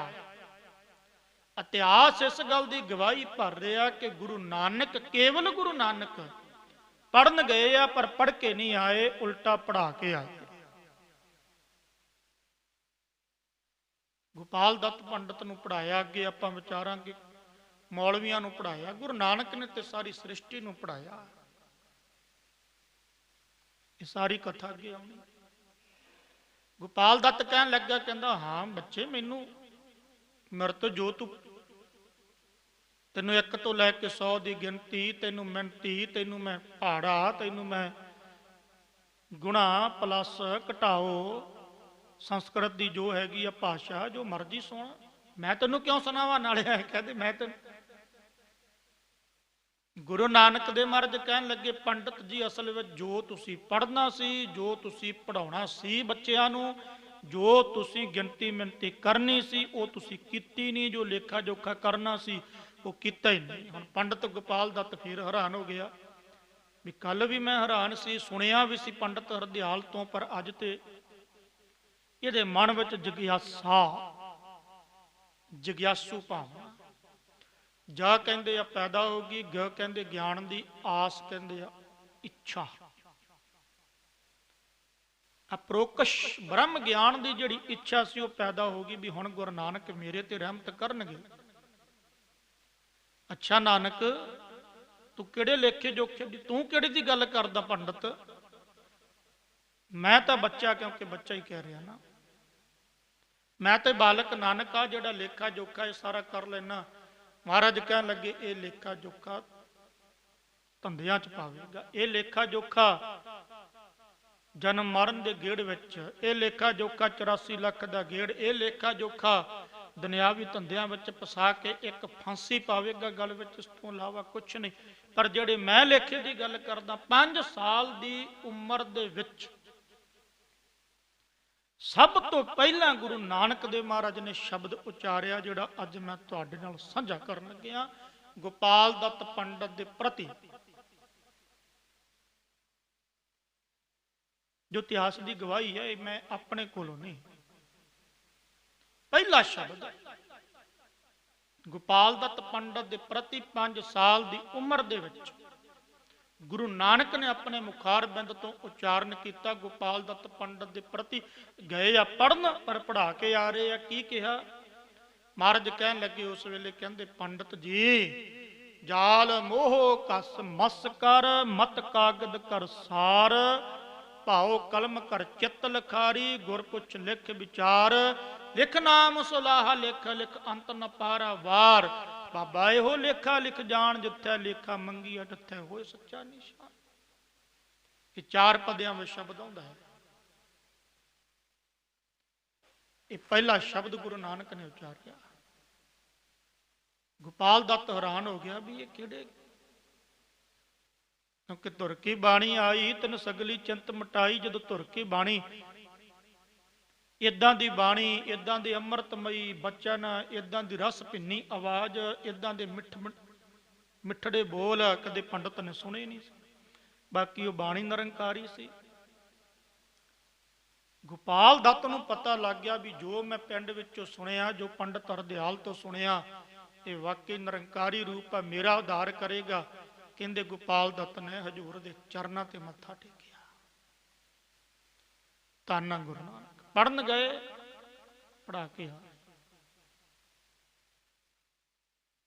ਸੰਸਾਰੀ ਬਿਰਤੀ ਨੂੰ ਨਿਰੰਕਾਰੀ ਬਿਰਤੀ ਕਰ ਦਿੱਤਾ, ਵਿਕਾਰੀ ਬਿਰਤੀ ਨੂੰ ਬ੍ਰਹਮਾ ਬਿਰਤੀ ਕਰ ਦਿੱਤਾ ਗੁਰੂ ਨਾਨਕ ਨੇ। ਪੰਡਤ ਦੀ ਕਿਉਂਕਿ ਸੰਸਾਰੀ ਸੀ, ਵਿਕਾਰੀ ਸੀ, ਮਾਇਆ ਧੰਦਿਆਂ ਵਾਲੀ ਸੀ, ਨਿਰੰਕਾਰੀ ਬਿਰਤੀ ਗੁਰੂ ਨਾਨਕ ਨੇ ਬਣਾ ਦਿੱਤਾ। ਕਹਿਣ ਲੱਗਾ ਪੰਡਤ ਗੋਪਾਲ ਦੱਤ, ਕਹਿੰਦਾ ਗੁਰੂ ਨਾਨਕ, ਫਿਰ ਮੁਖ ਚੋਂ ਨਿਕਲਿਆ ਗੁਰੂ ਨਾਨਕ।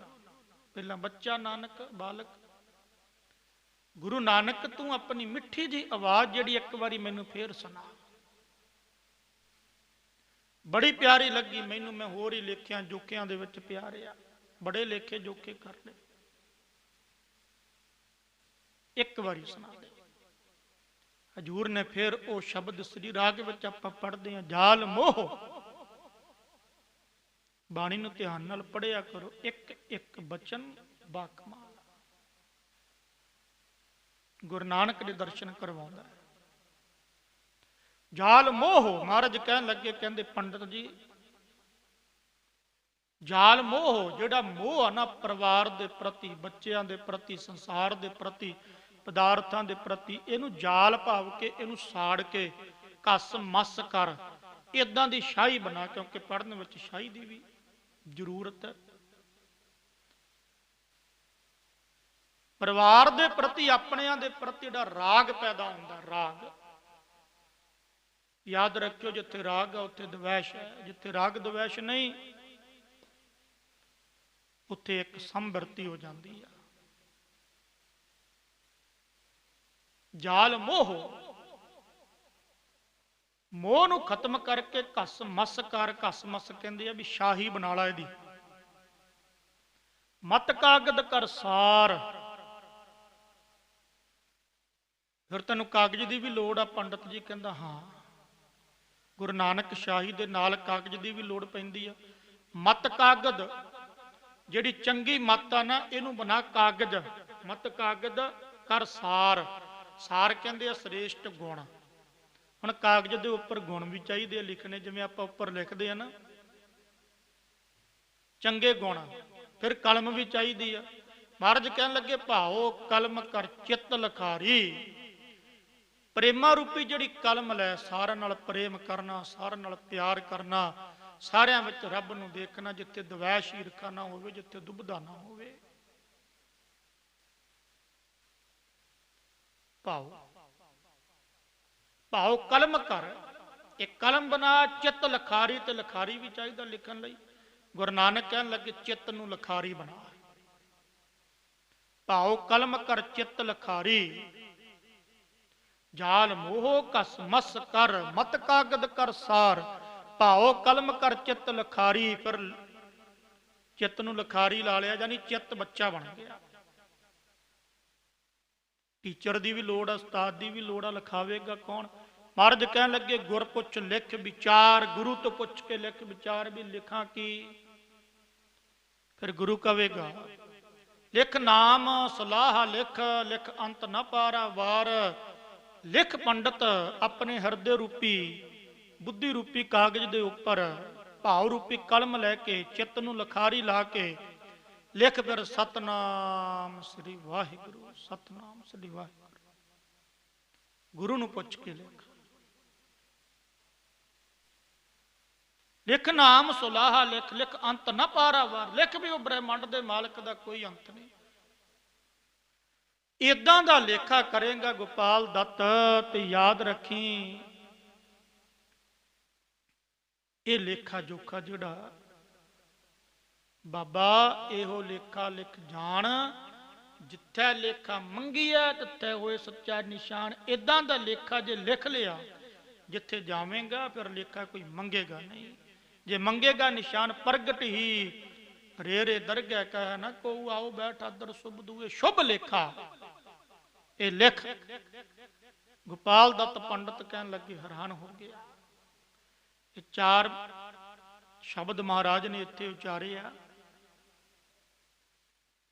ਪੰਡਤ ਗੋਪਾਲ ਦੱਤ ਨੇ ਹਜੂਰ ਦੇ ਚਰਨਾਂ ਤੇ ਸੀਸ ਝੁਕਾਇਆ। ਧੰਨ ਹੈ ਗੁਰੂ ਨਾਨਕ ਪੜਨ ਗਏ ਸੀ, ਪਰ ਪੜਾ ਕੇ ਆਏ ਗੋਪਾਲ ਦੱਤ ਨੂੰ। ਘਰ ਚਲ ਗਏ ਗੁਰੂ ਨਾਨਕ। ਜਿਸ ਵੇਲੇ ਬੱਚਿਆਂ ਨੂੰ ਛੁੱਟੀ ਹੋਈ ਆ, ਤੇ ਉਹੀ ਮੌਜ ਦੇ ਮਾਲਕ ਬਾਲਾ ਕਰੀੜਾ ਕਰਨ ਲੱਗ ਪਏ ਬੱਚਿਆਂ ਦੇ ਨਾਲ। ਅਗਲੇ ਦਿਨ ਗੋਪਾਲ ਦੱਤ ਪੰਡਤ ਜਿਸ ਵੇਲੇ ਮਿਲਿਆ ਸਤਿਕਾਰਯੋਗ ਬਾਬਾ ਮਹਿਤਾ ਕਲਿਆਣ ਦਾਸ ਜੀ ਨੂੰ, ਇੱਕ ਗੱਲ ਕਹਿਣ ਲੱਗਾ, ਸਤਿਕਾਰਯੋਗ ਮਹਿਤਾ ਜੀ, ਕਲਿਆਣ ਦਾਸ ਜੀ, ਇੱਕ ਗੱਲ ਕਹਾਂ। ਹਾਂ ਦੱਸੋ।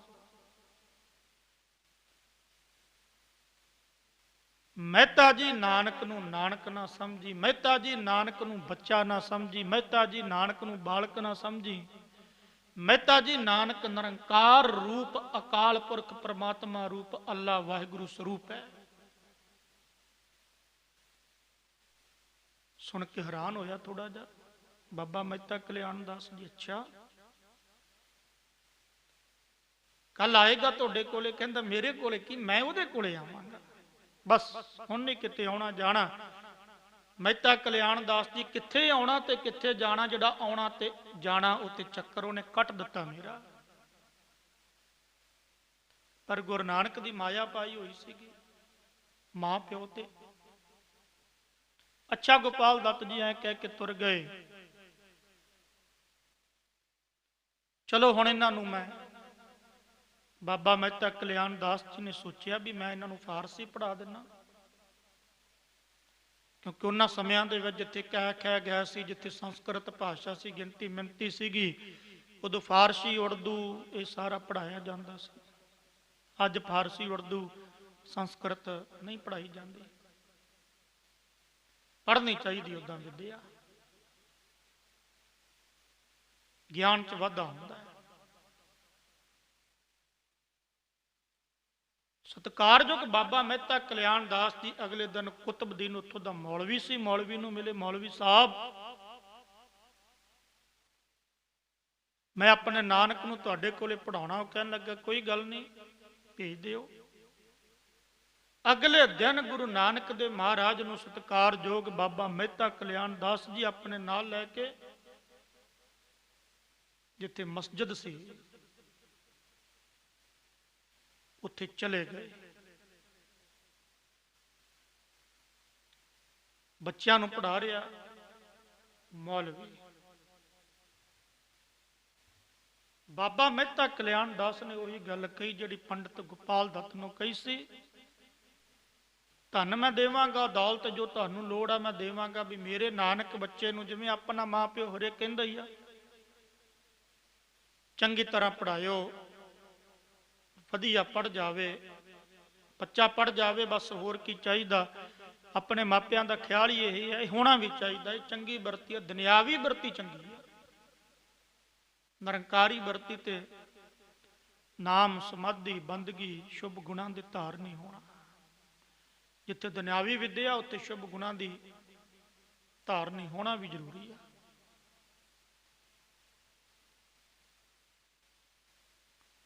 ठीक है मौलवी साहब, मेरे नानक नूं चंगी तरह पढ़ायो। कहन लगा कोई गल नहीं मेहता जी, तुसी किसी तरह की कोई चिंता नहीं करनी, किसी तरह की कोई परेशानी नहीं आवेगी। शुरू होए गुरु नानक देव महाराज, अल्फ तो शुरू होंदा है उर्दू की भाषा। जो उर्दू की भाषा अजे मौलवी अजे बोलता सी गुरु नानक देव महाराज, उस तरह जिवें गोपाल दत्त पंडित जे शुरू करन लगे सी ते गुरु नानक देव महाराज पहले ही बोल देंगे। हैरान होया।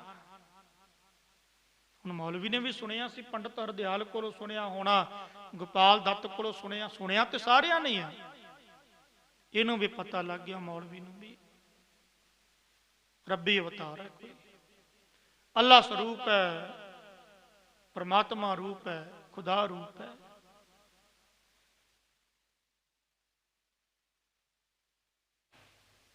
इन्ना क पढ़ के गुरु नानक देव महाराज घरे चले गए। मां ने खुश होकर पूछया, जो पूछया मां ने और पिता ने गुरु नानक देव महाराज ने कहण तो पहले सारा कुछ दस दिता। धन साडा बच्चा धन है। अगले दिन फिर पढ़न जाना सी, पर गुरु नानक देव महाराज गए नहीं। मां ने आके कहा, नानक लाल मेरे नानक प्यारे, मां का प्यार हुंदा क्योंकि मां की मुहब्बत वो बच्चे विच आ। बच्चा मां का दिल का टुकड़ा जो होया ना, हिरदा जो होया, माता तृप्ता जी कहन लगी, मेरे नानक, मेरे पुत्र, मेरे चन, मेरे लाल, मेरे सोहणिया उठ, मेरे चन उठ, तू मदरसे जाना, उत्थे जाके पढ़ना, कल भी पढ़ के आया सुख नाल, उठ मैं तेनों तैयार कर दी हाँ। पर गुरु नानक उठे नहीं। मौज दे मालक अपनी मस्ती विच थोड़ा जा, माता तृप्ता जी घबराए भी अज क्यों नहीं उठे, कल तो बड़ी छेती उठ के चले गए सीगे, अज भी उठना चाहिए सी, अज उठे नहीं गए। नानक तू उठदा क्यों नहीं? गुरु नानक कुछ नहीं बोले, ना उठे ना कुछ बोले। मौज दे मालक अपनी मौज दे विच लम्मे पए आ। पिता जी आए, पुत उठ नानक, क्योंकि उन्होंने नानक कहना सी मेरे लिए तुहाडे लई ब्रह्मंड दे मालक दीना बंधु निर्गुण सरगुण स्वरूप धन गुरु नानक, धन गुरु नानक, धन गुरु नानक तेरी वड्डी कमाई। बाबा नंद सिंह महापुरुष कहते सी गुरु नानक तेरी वड्डी कमाई। वड्डी कमाई है ना गुरु नानक देव महाराज दी। दीना बंधु है नानक उठ नहीं उठे, चल तू मदरसे जाना, कल चंगी तरह पढ़ के आया। पिता ने भी किया ना उठे। इतिहास इस गल की गवाही भरदा कि पिता जी सत्कारयोग मौलवी कोले गए ते मौलवी नूं जाके सद के लियांदा। मौलवी जी गल की आ, की कल पढ़ाया तुसी, केड़ी फारसी केड़ा उर्दू की पढ़ाया? अज तो उठदा ही नहीं, की अरबी पढ़ाई? नानक चंगा भला सी, जिवें आपां कह दिंदे आ भी उठदा ही नहीं गा। तुसी माड़ा जाके पता लवो। मौलवी कुतुबुद्दीन दे समझो दिन चंगे आ गए। मैं कह देवां भी उहदे उत्तम कर्म सी गोपाल दत्त पंडित दी तरह। या समझ लो भी वड्डे भाग सी, श्रेष्ठ भाग सी। गुरु ने विधि बनाई, ये गुरु आप विधि बनाउंदा। अगे इतिहास विच साझा करांगे आपां। जे किते मरदानिਆਂ ਨੂੰ ਭੁੱਖ लगदी आ ते ਇਹ नहीं ਜਿਹੜਾ ਭੁੱਖ है गुरु नानक ते कपाल विच मरदानिਆਂ ਦੀ ਭੁੱਖ दूर कर देवे। ਜਿਹੜਾ ब्रह्मंड ਦਾ मालिक है, सृष्टि ਦਾ मालिक है, इत्थे किंतु नहीं करना। इतिहास गलत नहीं गा। ये गुरु नानक की एक माया सी विधि बना के, क्योंकि कार्य तो पहला कारण होंदा है, कारज तो पहला कारण जरूरी है। कोई भी कारज करना उहदे पिछे कारण होंदा है। विधि सी, विधि बनाई।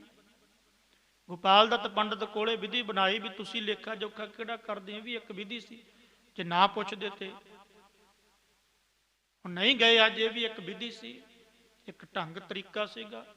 साडे प्रति उपदेश देना सी, बाणी उचार के ते गोपाल दत्त वाहिगुरु कुतुबुद्दीन मौलवी दा भला करना सी। वो आया, आके कहन लगा बच्चे नानक की गल अज आया नहीं? गुरु नानक दे महाराज कहन लगे सिर मारिया, उठ।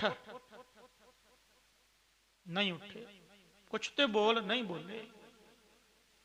चंगा इदां कर फिर जिवें आपां बच्चे नूं कह दिंदे आ भी तैनूं कुछ खाण नूं मां ने कहा पुੱਤ सुख नाल तैनूं लाडा नाल पाल रहे हैं, दुध की लोड़ जां क्यों? नहीं मां चुप पई। इतिहास इस गल की गवाही भर रहा। कहन लगे जिस वेले मौलवी ने यह गल कही, खुदा दा वास्ता, खुदा दा वास्ता बहुत वड्डी चीज है।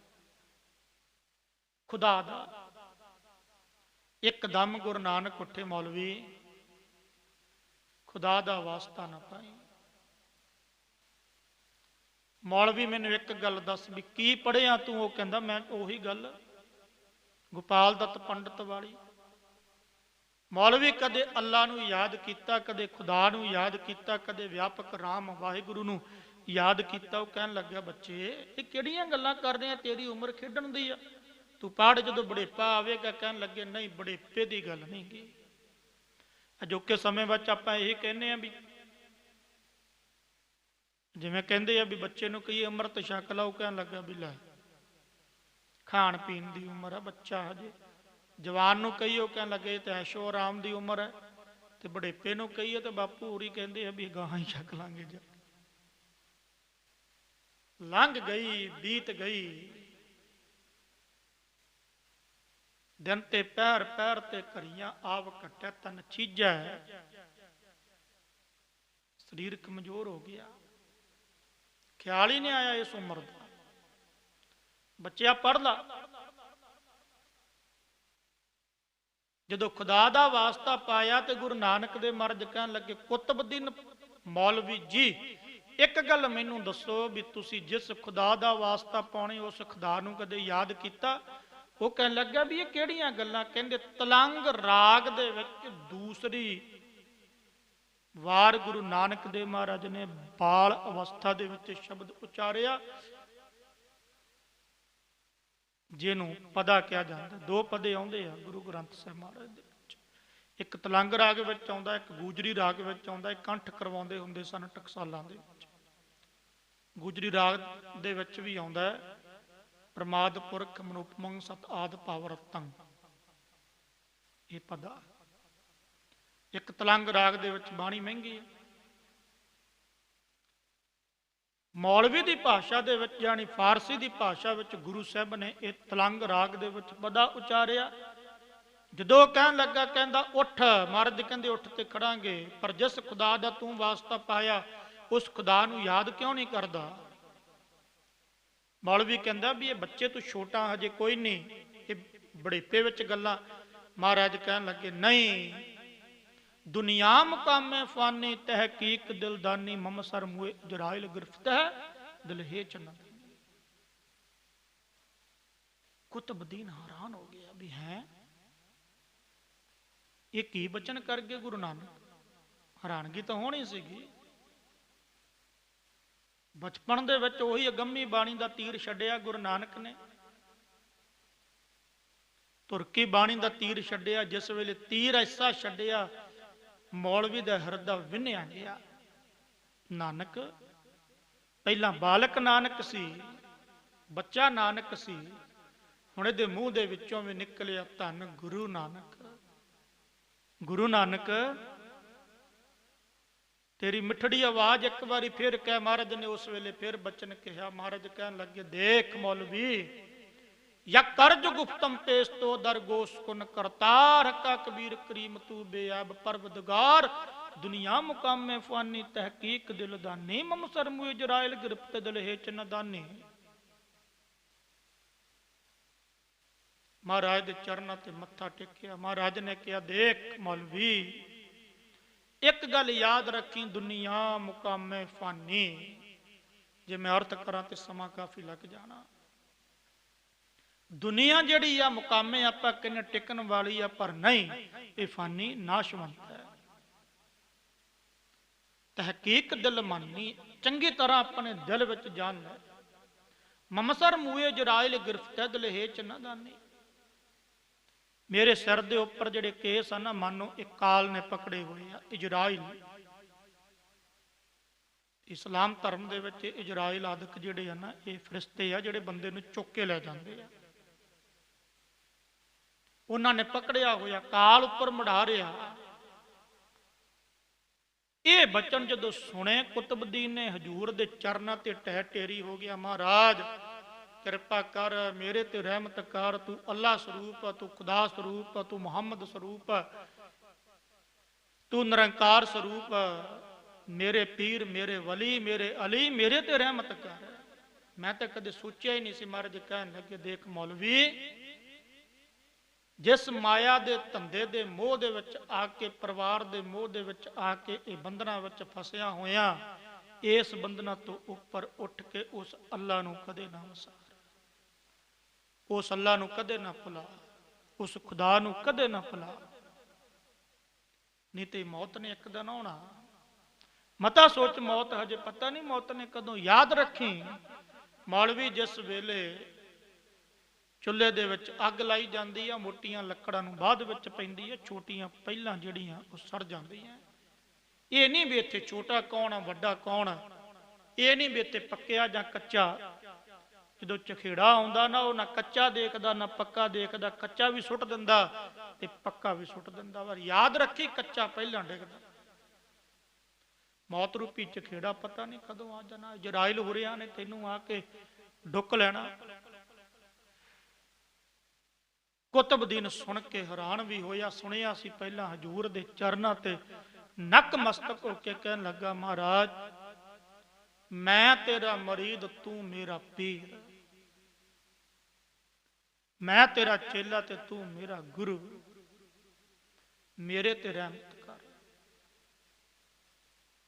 कहंदे कुतुबुद्दीन जिहड़ा मौलवी सी, उहदे उपर किरपा कीती गुरु नानक ने। हुण जिन्हां कोले पढ़न गए ते उन्हां नूं पढ़ाया गुरु नानक ने। ये धन गुरु नानक। अगला दिन चढ़िया, मां ते पिता फिर चिंतातुर हो गए, क्योंकि चिंता दे साहब ते होना ही सीगा। ये माया सी गुरु नानक दी। ਸਾਰੀ ਨਗਰੀ ਨੇ ਗੁਰੂ ਨਾਨਕ ਨੂੰ ਧੰਨ ਕਹਿਣਾ, ਪਰ ਬੇਬੇ ਨਾਨਕੀ ਨੇ ਧੰਨ ਕਹਿਣਾ। ਮਾਤਾ ਵੀ ਧੰਨ ਕਵੇਗੀ, ਪਰ ਪਿਤਾ ਜੀ ਦੇ ਮਨ ਵਿੱਚ ਸ਼ੰਕੇ ਬਣਦੇ ਹੀ ਰਹਿਣੇ। ਕੁਤਬਦੀਨ ਨੂੰ ਪੜਾਇਆ, ਗੋਪਾਲ ਦੱਤ ਨੂੰ ਪੜਾਇਆ। ਪਿਤਾ ਨੇ ਸੋਚਿਆ ਵੀ ਮੈਂ ਇਦਾਂ ਕਰਦਾ ਵੀ ਮੇਰਾ ਨਾਨਕ ਚਲੋ ਜੇ ਨਹੀਂ ਪੜਦਾ ਤੇ ਮੈਂ ਇਹਨਾਂ ਨੂੰ ਕਹਿੰਦਾ ਵੀ ਮੱਝਾਂ ਗਾਵਾਂ ਚਾਰ ਲਵੇਗਾ। ਗੁਰੂ ਨਾਨਕ ਨੇ ਸਪਤ ਸ਼ਲੋਕ ਗੀਤਾ ਦੇ ਅਰਥ ਵੀ ਕੀਤੇ ਸੀ। ਬੱਚਿਆਂ 'ਚ ਪੜ੍ਹ ਰਹੇ ਸੀ ਤੇ ਸਤਿਕਾਰਯੋਗ ਬਾਬਾ ਮਹਿਤਾ ਕਲਿਆਣ ਦਾਸ ਜੀ ਪੁੱਛਣ ਲੱਗੇ, ਕਹਿਣ ਲੱਗੇ ਨਾਨਕ ਕੀ ਪੜ੍ਹ ਰਹੇ ਆ? ਜਦੋਂ ਕੋਲੇ ਗਏ ਜਾ ਕੇ ਦੇਖਿਆ ਵੀ ਇਹ ਸੰਸਕ੍ਰਿਤ ਦੀ ਏਡੀ ਮਹਿੰਗੀ ਭਾਸ਼ਾ, ਇਹ ਤੇ ਸਾਨੂੰ ਨਹੀਂ ਪੜ੍ਹਨੀ ਆਉਂਦੀ, ਤੂੰ ਕਿੱਦਾਂ ਪੜ੍ਹੇਗਾ? ਇਤਿਹਾਸ ਇਸ ਗੱਲ ਦੀ ਗਵਾਹੀ ਭਰਦਾ। ਜਦੋਂ ਇਹ ਗੱਲ ਕਹੀ ਪਿਤਾ ਜੀ ਨੇ, ਬੱਚਿਆਂ ਵਿੱਚ ਬੈਠੇ ਸਨ ਬਾਲਾ ਪ੍ਰੀਤਮ ਮੌਜ ਦੇ ਮਾਲਕ, ਬਾਲ ਕ੍ਰੀੜਾ ਕਰਦੇ ਕਰਦੇ ਹਜੂਰ ਨੇ ਇੱਕਦਮ ਬਿਨਾਂ ਦੇਖਿਆ ਅਣਡਿੱਠਿਆਂ ਮੂੰਹ ਜਵਾਨੀ ਕਹਿ ਲਵੋ, ਜ਼ੁਬਾਨੀ ਸ਼ਬਦ ਸ਼ਲੋਕ ਗੀਤਾ ਜਿਹੜੀ ਸੀ ਉਹ ਪੜ੍ਹ ਕੇ ਉਹਦੇ ਅਰਥ ਵੀ ਕਰ ਦਿੱਤੇ। ਪਿਤਾ ਜੀ ਕਹਿਣ ਲੱਗੇ ਮੇਰਾ ਬੱਚਾ ਧੰਨ ਹੈ। ਜਿਸ ਸ਼ਬਦ ਸ਼ਲੋਕ ਗੀਤਾ ਦੇ ਉਚਾਰਨ ਦੇ ਵਿੱਚ ਬੜੀ ਕਠਿਨਾਈ ਹੈ, ਇਹ ਸੰਸਕ੍ਰਿਤ ਪੜ੍ਹੀ ਨਹੀਂ ਜਾਂਦੀ, ਪਰ ਮੇਰੇ ਲਾਲ ਨੇ, ਮੇਰੇ ਬੱਚੇ ਨੇ ਤੇ ਉਹਦੇ ਅਰਥ ਵੀ ਕਰ ਦਿੱਤੇ। ਕਿਉਂਕਿ ਗੁਰੂ ਨਾਨਕ ਨਿਰੰਕਾਰ ਸਰੂਪ ਹੈ, ਅਕਾਲ ਸਰੂਪ ਹੈ। ਵਿਚਾਰ ਕੀਤੀ ਕਿ ਕਿਉਂ ਨਾ ਇਹਨਾਂ ਨੂੰ ਮੈਂ ਹੁਣ ਮੱਝੀਆਂ ਗਾਵਾਂ ਚਾਰ ਲਈ ਕਵਾਂ। ਅਗਲਾ ਦਿਨ ਚੜ੍ਹਿਆ, ਗੁਰੂ ਨਾਨਕ ਦੇਵ ਮਹਾਰਾਜ ਅੰਮ੍ਰਿਤ ਵੇਲੇ ਉੱਠੇ, ਉੱਠ ਕੇ ਉਸ ਅਕਾਲ ਦੇ ਵਿੱਚ ਅਭੇਦ ਤਾਂ ਸੀਗੇ। ਹੁਣ ਗੁਰੂ ਨਾਨਕ ਨੇ ਕਿਹਨੂੰ ਜਪਣਾ ਭਾਈ ਦੱਸੋ? ਜਿਹੜਾ ਹੈ ਹੀ ਨਾਮ ਆ, ਨਾਮ ਨੇ ਨਾਮ ਨੂੰ ਕਿੱਦਾਂ ਜਪਣਾ? ਅੱਖਾਂ ਦੇਖਦੀਆਂ ਨੇ, ਅੱਖਾਂ ਆਪਣੇ ਆਪ ਨੂੰ ਕਿੱਦਾਂ ਦੇਖਣਗੀਆਂ? ਕੰਨ ਸੁਣਦੇ ਆਪਣੇ ਆਪ ਨੂੰ ਕਿਵੇਂ ਸੁਣਨਗੇ? ਇਹ ਤਾਂ ਹੈਰਾਨਗੀ ਜੀ ਆਉਂਦੀ ਹੈ ਨਾ। ਗੁਰੂ ਨਾਨਕ ਨੂੰ ਜਪਣ ਦੀ ਕੀ ਲੋੜ ਹੈ? ਕਿਉਂਕਿ ਉਹ ਤੇ ਨਾਮ ਸਰੂਪ ਹੈ, ਉਹ ਤੇ ਬੰਦਗੀ ਰੂਪ ਹੈ, ਬੰਦਗੀ ਦੀ ਮੂਰਤ ਹੈ, ਨਿਰੰਕਾਰ ਸਰੂਪ ਹੈ। ਜਿਸ ਦਾ ਨਾਮ ਆਪਾਂ ਜਪਦੇ ਆ ਉਹੀ ਤੇ ਰੂਪ ਹੈ। ਪਰ ਇਹ ਇੱਕ ਸਾਡੇ ਪ੍ਰਤੀ ਉਪਦੇਸ਼ੀ ਆਖਣੇ ਔਖਾ ਸੱਚਾ ਨਾਉ, ਮਹਾਰਾਜ ਨੇ ਐਵੇਂ ਨਹੀਂ ਕਿਹਾ। ਆਖਾਂ ਜੀਵਾਂ ਵਿਸਰੇ ਮਰ ਜਾਓ, ਮਾਂ ਮੈਂ ਆਖਦਾ ਤੇ ਜਿੰਦਾ, ਵਿਸਰ ਗਿਆ ਤੇ ਮੂਹਿਆਂ ਦੇ ਸਮਾਨ। ਇਹ ਸਾਡੇ ਪ੍ਰਤੀ ਉਪਦੇਸ਼ ਹੈ। ਹੁਣ ਗੁਰੂ ਨਾਨਕ ਨੇ ਕਿਹਨੂੰ ਜਪਣਾ, ਕਦੇ ਵਿਚਾਰ ਕੀਤੀ? ਜੇ ਉਹ ਨਿਰੰਕਾਰ ਦੀ ਬੰਦਗੀ ਕਰਦੇ, ਨਿਰੰਕਾਰ ਸਰੂਪ ਹੋਏ ਹੈ ਤੇ ਸਾਡੇ ਪ੍ਰਤੀ ਉਪਦੇਸ਼ ਹੈ। ਨਿੱਤਰ ਬੰਦ ਚੌਂਕੜਾ ਲਾ ਕੇ ਰੱਬ ਦੀ ਬੰਦਗੀ ਕੀਤੀ। ਦਿਨ ਚੜਿਆ, ਬੱਚਿਆ ਇਦਾਂ ਕਰ, ਬੇਬੇ ਨਾਨਕੀ ਆਈ, ਵੀਰ ਮੇਰਾ ਅੱਜ ਮੱਝਾਂ ਚਾਰਨ ਜਾਵੇਗਾ, ਗਾਵਾਂ ਚਾਰਨ ਜਾਵੇਗਾ। ਮਾਤਾ ਤ੍ਰਿਪਤਾ ਸਤਿਕਾਰਯੋਗ ਮਹਿਤਾ ਕਲਿਆਣ ਦਾਸ ਜੀ ਨੇ ਕਿਹਾ, ਬੱਚਿਆ ਦੇਖ ਮੈਂ ਤੈਨੂੰ ਪੜ੍ਹਨੇ ਭੇਜਿਆ, ਤੂੰ ਪੜ੍ਹਿਆ। ਇਹ ਜਿਹੜੀ ਦ੍ਰਿਸ਼ਟੀ ਹੈ ਇਹ ਸਤਿਕਾਰਯੋਗ ਪਿਤਾ ਜੀ ਦੀ ਆ, ਸਾਡੀ ਦ੍ਰਿਸ਼ਟੀ ਨਹੀਂ। ਉਹ ਵੀ ਗੁਰੂ ਨਾਨਕ ਨੇ ਮਾਇਆ ਪਾਈ ਹੈ, ਗੁਰੂ ਨਾਨਕ ਤੇ ਪੜ੍ਹਾ ਕੇ ਆਏ ਆ। ਦੇਖ ਬੱਚਿਆ ਮੈਂ ਤੈਨੂੰ, ਜੇ ਵਿਹਲਾ ਰਵੇ ਨਾ, ਜਿਵੇਂ ਆਪਾਂ ਕਹਿੰਦੇ ਜੱਟ ਦਾ ਪੁੱਤ ਵਿਹਲਾ ਰਵੇ ਤਾਂ ਕਿਸੇ ਕੰਮ ਦਾ ਨਹੀਂਗਾ। ਇਦਾਂ ਕਰ, ਤੇਰੇ ਲਈ ਪੜ੍ਹਨਾ ਬਹੁਤ ਜ਼ਰੂਰੀ ਆ, ਪਰ ਤੂੰ ਪੜ੍ਹਿਆ ਨਹੀਂ। ਹੁਣ ਜੇ ਤੂੰ ਨਹੀਂ ਪੜ੍ਹਦਾ ਤੇ ਜੇ ਤੂੰ ਵਿਹਲਾ ਰਵੇਂਗਾ ਤੇ ਕੰਮਕਾਰ ਨਹੀਂ ਕਰੇਗਾ, ਧੰਦਾ ਨਹੀਂ ਕਰੇਗਾ, ਜਿਵੇਂ ਆਪਾਂ ਕਹਿ ਦਿੰਦੇ ਅੱਜ ਦੇ ਸਮੇਂ ਵਿੱਚ ਵੀ ਬਗਾਨੀ ਧੀ ਤੈਨੂੰ ਕੌਣ ਦੇਵੇਗਾ? ਸੰਸਾਰੀ ਵਿਵਹਾਰਕਾਰ ਆਪਾਂ ਨੂੰ ਕਰਨਾ ਪੈਂਦਾ, ਕਾਰਜ ਕਰਨਾ ਪੈਂਦਾ, ਔਰ ਜ਼ਰੂਰੀ ਵੀ ਹੈ। ਐਵੇਂ ਨਹੀਂ ਕਿ ਨਾਮ ਜਪੋ, ਕਰਤ ਕਰੋ, ਵੰਡ ਛਕੋ। ਇਹ ਨਹੀਂ ਵੀ ਕੰਮਕਾਰ ਛੱਡ ਕੇ ਤੇ ਬੈਠ ਜਾਣਾ। ਗੁਰ ਕਹਿਆ ਸੋ ਕਾਰ ਕਮਾਵੋ, ਗੁਰ ਕੀ ਕਰਨੀ ਕਾਹੇ ਤਾਉ। ਜੋ ਗੁਰੂ ਨੇ ਕਿਹਾ ਉਹ ਕਰ, ਜੋ ਗੁਰੂ ਨੇ ਕੀਤਾ ਉਹ ਤੂੰ ਨਹੀਂ ਕਰ ਸਕਦਾ, ਤੇ ਕੋਸ਼ਿਸ਼ ਵੀ ਨਾ ਕਰੀ ਜੋ ਗੁਰੂ ਨੇ ਕੀਤਾ ਉਹ ਤੂੰ ਕਰੇ। ਜੋ ਗੁਰੂ ਨੇ ਕਿਹਾ ਉਹ ਕਰ। ਕਿੱਥੋਂ ਸਰਬੰਸ ਵਾਰ ਦੇਵਾਂਗੇ ਆਪਾਂ, ਕਿੱਥੋਂ ਛੱਡ ਦੇਵਾਂਗੇ ਅਨੰਦਪੁਰੀ ਵਰਗੀ। ਪਵਿੱਤਰ ਜਗ੍ਹਾ, ਉੱਤੇ ਦੁੱਖ ਦੇ ਵਿੱਚ ਵੀ ਸੁੱਖ ਮਾਨ ਰਹੇ ਆ। ਸਾਨੂੰ ਤੇ ਮਾੜਾ ਜਿਹਾ ਕਿਤੇ ਕੋਈ ਤਕਲੀਫ ਹੋ ਜੇ ਤੇ ਉਸੇ ਵੇਲੇ ਲਾਂਭਾ ਲੈ ਕੇ ਤੁਰ ਪੈਂਦੇ ਆ ਗੁਰੂ ਕੋਲੇ। ਮਹਾਰਾਜ ਏਦਾਂ ਕਿਉਂ ਕੀਤਾ? ਦੀਨਾ ਬੰਧੂ ਬ੍ਰਹਿਮੰਡ ਦੇ ਮਾਲਕ, ਬਾਲ ਅਵਸਥਾ ਗੁਰੂ ਨਾਨਕ ਦੇ ਮਹਾਰਾਜ ਦੀ ਪੁੱਤਰਾ ਏਦਾਂ ਕਰ, ਪੜਿਆ ਵੀ ਨਹੀਂ ਤੇ ਤੈਨੂੰ ਪੜਾਉਣ ਦੀ ਕੋਸ਼ਿਸ਼ ਕੀਤੀ, ਪਰ ਕੰਮ ਕਰ ਤੇ ਕੋਈ ਕਰ ਨਾ। ਜੇ ਕੰਮ ਕਰ ਨਹੀਂ ਕਰੇਗਾ ਤੇ ਕਿੱਦਾਂ ਸੰਭਾਲੇਗਾ ਆਉਣ ਵਾਲਾ ਸਮਾਂ? ਜੇ ਸੰਭਾਲਣਾ ਤੇ ਉਹਦੇ ਲਈ ਕੰਮਕਾਰ ਦੀ ਜ਼ਰੂਰਤ ਹੈ। ਗਾਵਾਂ ਤੇ ਮੱਝਾਂ ਚਾਰਨ ਜਾਇਆ ਕਰ, ਪਿਤਾ ਜੀ ਸਤ ਬਚਨ। ਦਿਨ ਚੜਿਆ ਗੁਰੂ ਨਾਨਕ ਦੇ ਮਹਾਰਾਜ ਜਰਾ ਤੱਕੋ ਤਾਂ, ਬ੍ਰਹਿਮੰਡ ਦੇ ਮਾਲਕ ਆਪਣੇ ਅੰਦਰ ਇਹ ਸਰਵਣ ਦਰਸ਼ਨ ਨੂੰ ਕਹਿੰਦੇ ਸਰਵਣ ਦਰਸ਼ਨ ਕਰਨਾ। ਉਹੀ ਅੰਦਰ ਜਿਹੜੀ ਇਹ ਇਤਿਹਾਸ ਸੁਣਦੇ ਆ ਨਾ ਆਪਾਂ, ਇਹ ਬੜੇ ਪਵਿੱਤਰ ਦਰਸ਼ਨ ਆ, ਬੜੇ ਪਵਿੱਤਰ, ਬੜੇ ਅੰਤਸ਼ਕਰਨ, ਇੰਨਾ ਸ਼ੁੱਧ ਕਰਦੇ ਆ ਨਾ, ਜਿਹੜਾ ਸਾਡਾ ਮਨ ਬੁੱਧੀ ਚਿੱਤ ਹੈ ਸ਼ੁੱਧ ਹੋਈ ਜਾਂਦਾ। ਕਿਉਂਕਿ ਆਪਾਂ ਜੋ ਦ੍ਰਿਸ਼ਟਮਾਨ ਦੇਖਦੇ ਆ, ਜੋ ਆਪਾਂ ਸੁਣਦੇ ਆ, ਉਹ ਸਾਡੇ ਅੰਦਰ ਉਹੋ ਜੀ ਫੋਟੋ ਬਣਦੀ ਆ, ਉਹ ਸਾਡੇ ਅੰਦਰ ਸੰਸਕਾਰ ਬਣਦੇ ਆ। ਤੇ ਉਹ ਜਿਹੜੇ ਸੰਸਕਾਰ ਆ ਉਹ ਸਾਡੇ ਫਿਰ ਸੰਸਕਾਰ ਸਾਨੂੰ ਕਰਮ ਦਾ ਰੂਪ ਦਿੰਦੇ ਆ, ਮਾੜਾ ਜਾਂ ਚੰਗਾ। ਮਾੜਾ ਦੇਖਿਆ, ਮਾੜਾ ਸੁਣਿਆ ਤੇ ਮਾੜੇ ਚੰਗੇ ਸੰਸਕਾਰ ਬਣ ਗਏ। ਫਿਰ ਉਹਨਾਂ ਦੇ ਉੱਪਰ ਦੁਹਰਾਉਣੇ ਆਪਾਂ, ਚਿਤਵਣੀ ਕਰਦਾ। ਤਾਂ ਮੈਂ ਕਹਿੰਦਾ ਹੁੰਦਾ ਕਥਾ ਕੀਰਤਨ ਵੱਧ ਤੋਂ ਵੱਧ ਸੁਣਿਆ ਕਰੋ। ਇਹ ਬਿਰਤੀ ਚੰਗੀ ਹੋਈ ਜਾਣੀ, ਕੋਸ਼ਿਸ਼ ਤੁਹਾਨੂੰ ਕਰਨੀ ਪੈਣੀ, ਇਹ ਲੰਮੀ ਵਿਚਾਰ ਹੋ ਜਾਣੀ। ਸਰਵਣ ਦਰਸ਼ਨ ਕਰੋ। ਬਾਲਾ ਪ੍ਰੀਤਮ ਰਾਏ ਭੋਜ ਦੀ ਤਲਵੰਡੀ ਹਜੂਰ ਨੇ ਪਸ਼ੂ ਖੋਲੇ। ਸੁਰਭੀ ਦਾ ਅਰਥ ਹੈ ਗਾਵਾਂ। ਗਾਵਾਂ ਮੱਝਾਂ ਖੋਲੀਆਂ ਤੇ ਆਪ ਮਹਾਰਾਜ ਉਹਨਾਂ ਗਾਵਾਂ ਮੱਝਾਂ ਦੇ ਪਿੱਛੇ ਪਿੱਛੇ ਆਹਾ ਬਾਲਾ ਪ੍ਰੀਤਮ ਹੱਕਦੇ ਜਾਂਦੇ ਆ। ਹਜੂਰ ਦਾ ਮੁਖੜਾ ਕਿੰਨਾ ਪਿਆਰਾ ਹੋਵੇਗਾ। ਤੇ ਮੁਖੜੇ ਦੇ ਉੱਪਰ ਜਿਸ ਵੇਲੇ ਰੇਤ ਪੈਂਦੀ ਹੋਣੀ, ਇਉਂ ਲੱਗਦਾ ਹੋਣਾ ਕਮਲ ਸਰੀਕੇ ਮੁਖੜ, ਜਿਵੇਂ ਕਮਲ ਦੇ ਉੱਪਰ ਥੋੜੀ ਥੋੜੀ ਮਿੱਟੀ ਜੀ ਪੈ ਜਾਂਦੀ ਹੈ ਨਾ, ਤੇ ਉਹ ਫੁੱਲ ਕਿੱਦਾਂ ਆਪਾਂ ਵੇਖਦੇ ਆਂ ਵੀ ਲੱਗਦੇ ਆ। ਕਮਲ ਸਰੀਖਾ ਚਿਹਰਾ ਹਜੂਰ ਦਾ, ਪ੍ਰਤਾਪ ਕੈਸਾ, ਤੇ ਉਹਦੇ ਉੱਪਰ ਇਹ ਜਿਹੜੀ ਮਿੱਟੀ ਆ ਉਹ ਪਈ ਥੋੜੀ ਥੋੜੀ।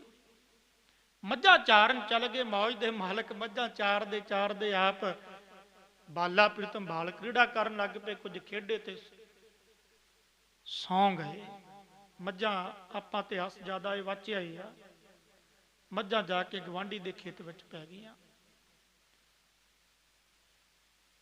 ਗਾਵਾਂ ਮੱਝਾਂ ਨੇ ਗਵਾਂਢੀ ਦਾ ਖੇਤ ਸਾਰਾ ਚਰ ਦਿੱਤਾ ਤੇ ਉੱਥੇ ਕਿਸਾਨ ਆ ਗਿਆ। ਹੁਣ ਕਿਸਾਨ ਨੂੰ ਜ਼ਮੀਨ ਪਿਆਰੀ,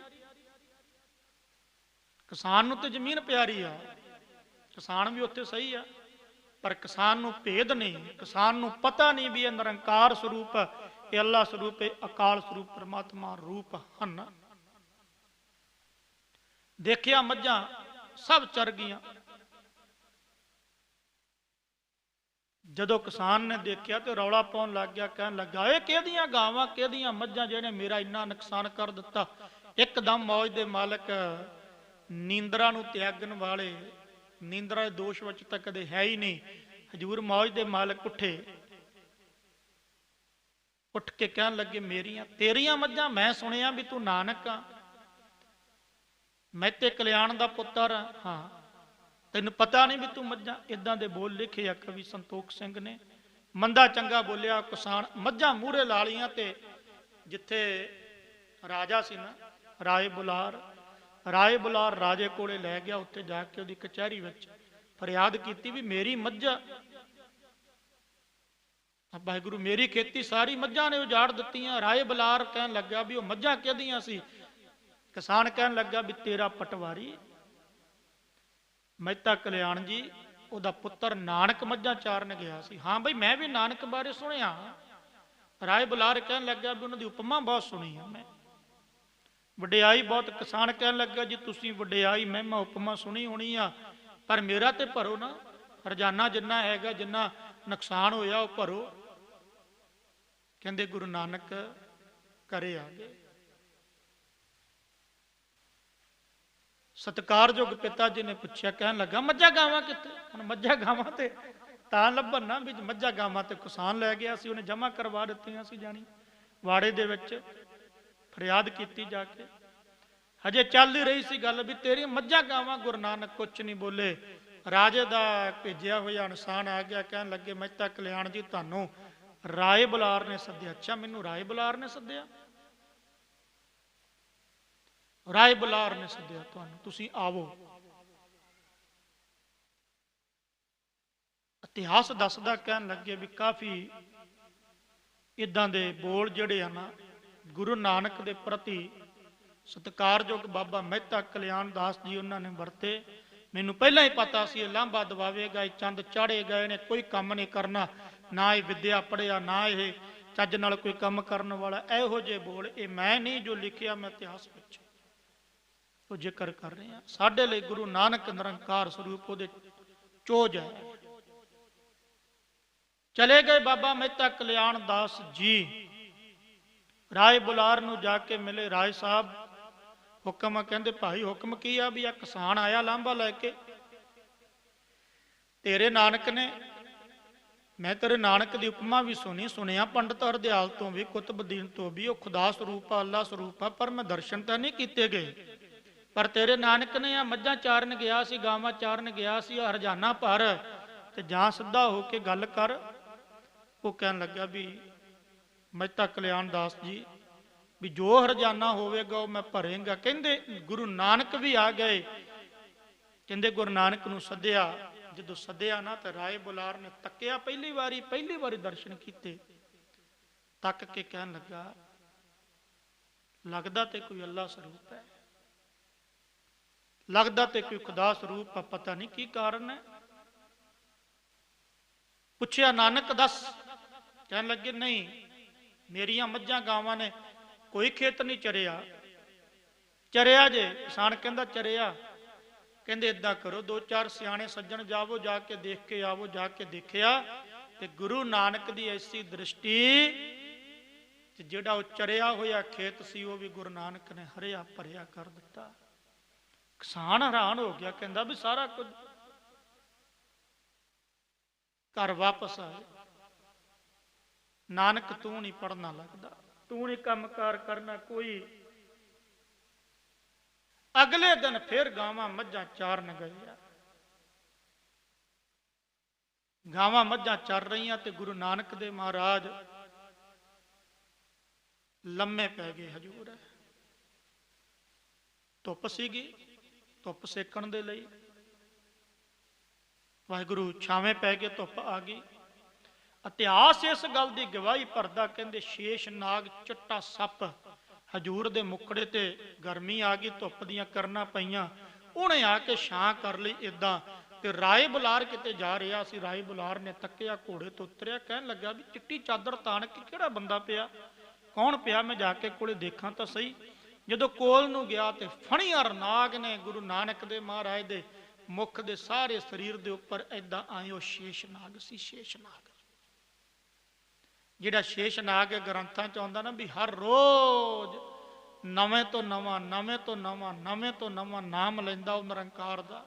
2000 ਜੀਭਾ ਉਹਦੀ, ਹਰ ਰੋਜ਼ ਨਵੇਂ ਤੋਂ ਨਵਾਂ ਨਾਮ। ਉਹ ਸ਼ੇਸ਼ ਨਾਗ ਨੂੰ ਸਮਾਂ ਮਿਲਿਆ, ਉਹਨੇ ਸੋਚਿਆ ਕਿ ਮੈਨੂੰ ਅੱਜ ਸਮਾਂ ਮਿਲਿਆ, ਮੇਰੇ ਵੱਡੇ ਭਾਗ ਉੱਤਮ ਕਰਮ ਹੈ, ਸ੍ਰਿਸ਼ਟੀ ਦਾ ਮਾਲਕ ਬਰਾਜ ਰਿਹਾ ਤੇ ਧੁੱਪ ਜਿਹੜੀ ਆ ਉਹ ਲੱਗ ਰਹੀ ਆ ਮੁਖੜੇ ਨੂੰ, ਕਿਉਂ ਨਾ ਮੈਂ ਜਾ ਕੇ ਛਾਂ ਕਰ ਦੇਵਾਂ। ਸ਼ੇਸ਼ ਨਾਗ ਆਪ ਉਤਰਿਆ। ਪੰਡਤ ਗਿਆ, ਵਾਹਿਗੁਰੂ ਰਾਏ ਬੁਲਾਰ ਗਿਆ, ਜਾ ਕੇ ਦੇਖਿਆ। ਜਦੋਂ ਕੋਲੇ ਗਿਆ ਕਹਿੰਦਾ ਇਹ ਸੱਪ ਹੈ, ਇਹ ਤਾਂ ਡੰਗ ਦੇਵੇਗਾ ਬੱਚੇ ਨੂੰ। ਮਨ ਵਿੱਚ ਆਇਆ ਵੀ ਜੇ ਡੰਗ ਦਿੱਤਾ ਬੱਚਾ ਮਰ ਜਾਵੇਗਾ, ਜੇ ਨਾ ਡੰਗਿਆ ਤੇ ਜ਼ਰੂਰ ਕੋਈ ਬੱਚਾ ਅਵਤਾਰੀ ਪੁਰਸ਼ ਹੈ। ਜਦੋਂ ਕੋਲੇ ਗਿਆ ਸ਼ੇਸ਼ ਨਾਗ ਉੱਥੇ ਸਮਾ ਗਿਆ। ਤੱਕਿਆ ਜਾ ਕੇ ਨਾਨਕ, ਬਸ ਉਸ ਵੇਲੇ ਰਾਏ ਬੁਲਾਰ ਦੀ ਸ਼ਰਧਾ ਪੱਕੀ ਵੱਜ ਗਈ ਸੀ। ਇਤਿਹਾਸ ਇਸ ਗੱਲ ਦੀ ਗਵਾਹੀ ਭਰਦਾ। ਨਾਨਕ ਸੁਣਿਆ ਸੀ ਪੰਡਤ ਹਰਦਾਲ ਤੋਂ, ਸੁਣਿਆ ਸੀਗਾ ਪੰਡਤ ਗੋਪਾਲ ਦੱਤ ਤੋਂ, ਸੁਣਿਆ ਸੀਗਾ ਕੁਤਬਦੀਨ ਮੌਲਵੀ ਤੋਂ, ਸੁਣਿਆ ਮੈਂ ਨਗਰ ਤੋਂ ਵੀ ਉਹ ਨਿਰੰਕਾਰੀ ਸਰੂਪ ਹੈ, ਕੋਈ ਇਹਨੂੰ ਰਾਮ ਸਰੂਪ ਹੈ, ਕੋਈ ਅੱਲਾ ਸਰੂਪ ਹੈ, ਕੋਈ ਮੁਹੰਮਦ ਸਰੂਪ ਹੈ, ਕੋਈ ਖੁਦਾ ਸਰੂਪ ਹੈ, ਬੜੀ ਵਡਿਆਈ। ਪਰ ਫਿਰ ਅੱਖੀਂ ਦੇਖ ਲਿਆ ਅੱਜ। ਨਾਨਕ ਜਦੋਂ ਗੁਰੂ ਨਾਨਕ ਉੱਠੇ, ਮੌਜ ਦੇ ਮਾਲਕ ਰਾਏ ਬੁਲਾਰ ਕਹਿਣ ਲੱਗੇ, ਇੱਕਦਮ ਹਜੂਰ ਦੇ ਚਰਨਾਂ 'ਚ ਪੈਣ ਲੱਗਾ। ਹਜੂਰ ਕਹਿਣ ਲੱਗੇ ਨਹੀਂ ਰਾਏ ਬੁਲਾਰ ਜੀ, तुसी इस तलवंडी दे राजे हो, धर्मी पुरुष हो, न्यायवान पुरुष हो, न्याय करते हो, साडा फर्ज आ, तुसी उम्र च वड्डे हो। कहन लगे नहीं। राय बलहार कहन लगा नहीं, मैं कौतक देखिया। नानक तुसी नानक नहीं, तुसी अल्लाह स्वरूप हो, तुसी खुदा स्वरूप हो। मेरा भी भला करो, मेरे ते रहमत करो, मेरे ते बख्शिश करो। गुरु नानक ने क्या राय बुलार तेरे चित सदा करतार रवे। करतार वसे बस इन्नी गल कहन दी देर से। क्यों इतिहास बहुत लम्मा गुरमुख प्यारिओ, इतिहास इन्हां गल्लां दी गवाही भरदा है। दरख्त की छां भी रुक गई सी। एक दिन मੱਝਾਂ चारन गए, गुरु साहब सुते पे ने, आनंद विच आ, मौज दे मालक। परछावां ढल गया, चेहरे ते धुप पैंदी सीगी क्योंकि छां ने दूजे पासे जाना सी। बाकी सब दरख्तां दी छां दूजे पासे ढल गई, पर जिस छां दे थल्ले, क्योंकि ये रुखड़े नूं, ये जिहड़ा रुख सी, दरख्त सी, ਉਹਨੂੰ भी किते भागां भरिया ਇਹ ਸਮਾਂ मिलिया भी अज निरंकार ब्रह्मंड का मालिक, सृष्टि का मालिक, दुनिया का पातशाह छां का आनंद मान रहा, तो मैं क्यों इस तरह करा भी मेरा परछावां ढल जाए। छां टिकी रही सीगी, छां गई नहीं सीगी। हुण कार विहार करदे हजूर चोजी प्रीतम, उम्र थोड़ी जी हुई। सत्कारयोग बाबा मेहता कल्याण दास जी ने माता तृप्ता जी नाल अपनी धर्म सुपत्नी नाल विचार की भी अपने नानक नूं जो अपने धर्म की ये मर्यादा जे, जो अपने ये कह देवो भी आपां इस गल नूं कहांगे भी खानदान दे विच, जिवें ये साडे खानदानां दी एक मर्यादा हुंदी है, वैसे सिख धर्म की ये मर्यादा है भी जिहड़ी बच्चे नूं गुड़ती देनी आ, ओह एक सरबलोह का बाटा लैके, एक श्री साहब लैके, उहदे विच 5 पतासे पा के, जापजी साहब का पाठ पढ़ के, ये जन्म संस्कार है कि वह जिहड़ा फिर अरदास करके 5 बूंदा बच्चे के मुख दे विच पाउणियां, और बाकी का जिहड़ा वह आनंदमई अमृत है ना, क्योंकि वह बाणी पढ़ी जाती है, वह बच्चे की माता नूं छका देना। ये एक गुड़ती आ, पर असीं ये गुड़तियां दिंदे नहीं गे।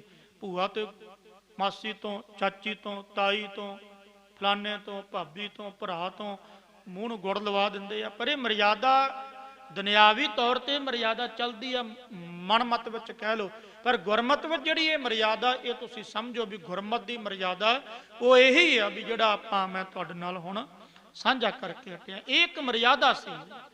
सत्कारयोग माता तृप्ता जी नाल गुरु नानक देव महाराज के पिता सत्कारयोग बाबा मेहता कल्याण दास जी, उन्होंने विचार की भी जिहड़ी हुण जनेऊ पाउण दी रस्म है, जिहड़ी जनेऊ पाउण दी मर्यादा है, ये अदा की जाए। नानक हुण काफ़ी वड्डा हो गया, कहन लगे जरूर। आंढी गवांढी सदे, भाईचारा भरप्पा सरीका आपां साधे आ, सद्या भी भाई कल नूं आयो, साडे गृह विखे पंडित ने आउणा, ते पंडित ने आके गुरु नानक नूं जानी नानक नूं यज्ञ पवीत कहंदे आ, जनेऊ नूं यज्ञ पवीत की जिहड़ी रस्म है असीं ओह अदा करनी है, गुरु नानक नूं जनेऊ पवाउणा। इतिहास गल दसदा है, इतिहास गल दोहराउंदा, कहंदे गुरु नानक दे महाराज आनंद विच है, ते गुरु नानक दे महाराज दे गृह विखे सत्कारयोग पिता कल्याण दास जी ने सारा नगर सद्या। खत्री भी आए, ब्राह्मण भी आए, वैश्य भी आए, शूद्र भी आए, होर जिहड़े सन, क्योंकि नगर बहुत वड्डा सी, सब सद्या, सब आए यज्ञ पवीत करना। गुरु नानक देव महाराज नूं बिठाउण दे लई जो इन्हां दी एक मर्यादा है, बकरा बुलाया गया, सद्या गया, जानी कि लिआंदा गया, बकरे का झटका करना सीगा। खत्तरी नूं ये एक मर्यादा हिंदू धर्म की, ब्राह्मण नूं जनेऊ पाया जाता है उन दा वट के, कपाह दी उन दा। खत्तरी नूं पाया जाता सीगा जिहड़ा ये अपना वो भेडां दी उन हुंदी है ना, ओहदा फर्क है। ते वैस नूं पाया जाता सीगा जिवें आ मंजे दी वण हुंदी आ, ਉਹਦਾ ਵੱਟ ਕੇ, ਤੇ ਸ਼ੂਦਰ ਨੂੰ ਕੋਈ ਅਧਿਕਾਰ ਨਹੀਂ ਸੀ। ਪਰ ਮੇਰੇ ਕਲਗੀਧਰ ਪਾਤਸ਼ਾਹ ਗੁਰੂ ਗੋਬਿੰਦ ਸਿੰਘ ਨੇ ਇਹ ਨਹੀਂ ਕੀਤਾ। ਖਾਲਸਾ ਅਕਾਲ ਪੁਰਖ ਕੀ ਫੌਜ ਕਿਹਾ, ਉੱਥੇ ਇਹ ਵੀ ਕਿਹਾ ਖਾਲਸਾ ਮੇਰੋ ਰੂਪ ਹੈ ਖਾਸ, ਖਾਲਸੇ ਮੈਂ ਹੂੰ ਕਰੋ ਨਿਵਾਸ। ਚਾਹੇ ਬ੍ਰਾਹਮਣ ਆ ਜਾਂ ਸ਼ੂਦਰ ਆ ਜਾਂ ਖੱਤਰੀ ਆ ਜਾਂ ਵੈਸ਼ ਆ, ਹਿੰਦੂ ਆ, ਸਿੱਖ ਆ, ਈਸਾਈ ਆ, ਕੋਈ ਵੀ ਆ, ਜੇ ਉਹਨੇ ਅੰਮ੍ਰਿਤ ਛਕ ਲਿਆ, ਮਹਾਰਾਜ ਨੇ ਜਿਹੜੇ 5 ਕਕਾਰ ਆਪ ਪਾਏ ਉਹ ਸਾਨੂੰ ਦਿੱਤੇ। ਕੋਈ ਭੇਦ ਨਹੀਂ, ਕੋਈ ਫਰਕ ਨਹੀਂ। ਸ਼ੂਦਰ ਨੂੰ ਅਧਿਕਾਰ ਨਹੀਂ ਹੁੰਦਾ ਸੀ। ਬੱਕਰਾ ਲਿਆਂਦਾ ਗਿਆ, ਉਹਦੀ ਉਹਨਾਂ ਅਦਕ ਵਟ ਨਹੀਂ ਹੋਣੀ ਆ। ਚੌਂਕਾ ਪਵਿੱਤਰ ਕੀਤਾ ਗਿਆ, ਵੇਦਾਂ ਦੀਆਂ ਧੁਨਾਂ ਉਚਾਰੀਆਂ ਗਈਆਂ, ਗਾਇਤਰੀ ਦਾ ਅਦਕ ਪਾਠ ਹੋਇਆ। ਪੰਡਤ ਹਰਦਾਲ ਵੀ ਆ ਗਿਆ, ਪੰਡਤ ਗੋਪਾਲ ਦੱਤ ਵੀ ਆ ਗਿਆ, ਹੋਰ ਪੰਡਤ ਵੀ ਆਏ। ਗੁਰੂ ਨਾਨਕ ਨੂੰ ਸੱਦਿਆ, ਚੌਂਕੇ ਤੇ ਬਿਠਾ ਲਿਆ। ਮਹਾਰਾਜ ਚੌਂਕੜਾ ਮਾਰ ਕੇ ਬੈਠ ਗਏ। ਨਾਨਕ ਅੱਜ ਤੇਰਾ ਅਸੀਂ ਯੱਗ ਪਵਿੱਤ ਜਾਣੀ, ਜਨੇਊ ਦੀ ਰਸਮ ਜਿਹੜੀ ਉਹਦਾ ਕਰਨੀ ਆ, ਤੇਰੇ ਜਨੇਊ ਪਾਉਣਾ। ਗੁਰੂ ਨਾਨਕ ਦੇ ਮਹਾਰਾਜ ਕਹਿਣ ਲੱਗੇ, ਪੰਡਤ ਹਰਦਿਆਲ ਜੀ ਜਨੇਊ ਪਾਇਓ, ਮੈਂ ਪਵਾਵਾਂਗਾ, ਮੈਂ ਵਿਰੋਧ ਨਹੀਂ ਕਰਾਂਗਾ, ਪਰ ਮੇਰੇ ਵੀ ਕੁਝ ਸਵਾਲ ਆ। ਆਹਾ, ਪੰਡਤ ਹਰਦਿਆਲ ਨੂੰ ਪਤਾ ਲੱਗ ਗਿਆ, ਕਿਉਂਕਿ ਉਹ ਤੇ ਜਾਣਦਾ ਸੀ, ਜੋਤਿਸ਼ ਵਿਦਿਆ ਦੁਆਰਾ ਕੁਝ ਉਹਨੇ ਦੇਖਿਆ ਸੀਗਾ। ਪਤਾ ਲੱਗ ਗਿਆ ਵੀ ਹੁਣ ਗੁਰੂ ਨਾਨਕ ਮੇਰਾ ਵੀ ਉਧਾਰ ਕਰਨਗੇ। ਕੀ ਸਵਾਲ ਆ ਨਾਨਕ? ਗੁਰੂ ਨਾਨਕ ਕਹਿਣ ਲੱਗੇ ਵੀ ਇਹ ਪਾਇਆ ਕਿਉਂ ਜਾਂਦਾ? ਬਾਕੀ ਪੰਡਤ ਜਿਹੜੇ ਸਾਨੂੰ ਸਾਰੇ ਕਹਿਣ ਲੱਗੇ ਵੀ ਇਹ ਤਾਂ ਪਾਇਆ ਜਾਂਦਾ ਵੀ ਇਹ ਇੱਕ ਮੁੱਢਲੀ ਮਰਿਆਦਾ ਬ੍ਰਾਹਮਣ ਧਰਮ ਵਿੱਚ, ਖੱਤਰੀ ਧਰਮ ਦੇ ਵਿੱਚ। ਮਹਾਰਾਜ ਕਹਿੰਦੇ ਮੈਂ ਮਰਿਆਦਾ ਨਹੀਂ ਤੋੜਦਾ, ਹਜੂਰ ਨੇ ਮਰਿਆਦਾ ਨਹੀਂ ਤੋੜੀ ਗਈ। ਇੱਥੇ ਮੈਂ ਬੇਨਤੀ ਕਰਦਾ ਵਿਸ਼ੇਸ਼ ਕਰਕੇ, ਗੁਰੂ ਸਾਹਿਬ ਜਨੇਊ, ਧੋਤੀ, ਬੋਧੀ, ਧਾਰਮਿਕ ਗ੍ਰੰਥ, ਵੇਦਾਂ ਦੇ ਮੰਦਰਾਂ ਦੇ ਵਿਰੋਧੀ ਨਹੀਂ ਸੀ।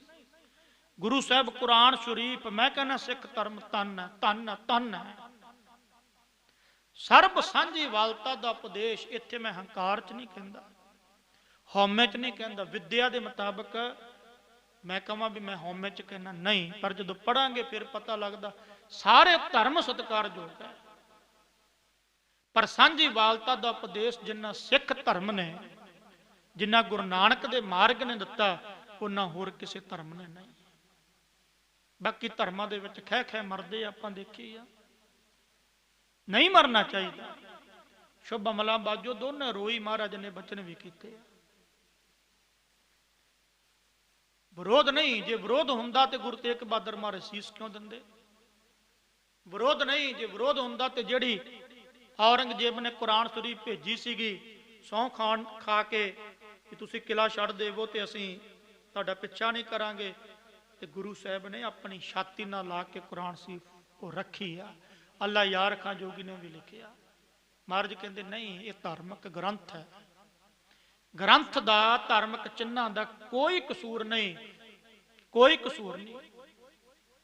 ਜਿਹੜੇ ਧਰਮੀ ਬੰਦੇ ਧਰਮ ਦਾ ਲਿਬਾਸ, ਧਰਮ ਦਾ ਬਾਣਾ ਪਾ ਕੇ ਲੋਕਾਂ ਨੂੰ ਬੁੱਧੂ ਬਣਾਉਂਦੇ ਆ, ਉਹ ਮਾੜੀ ਚੀਜ਼ ਹੈ।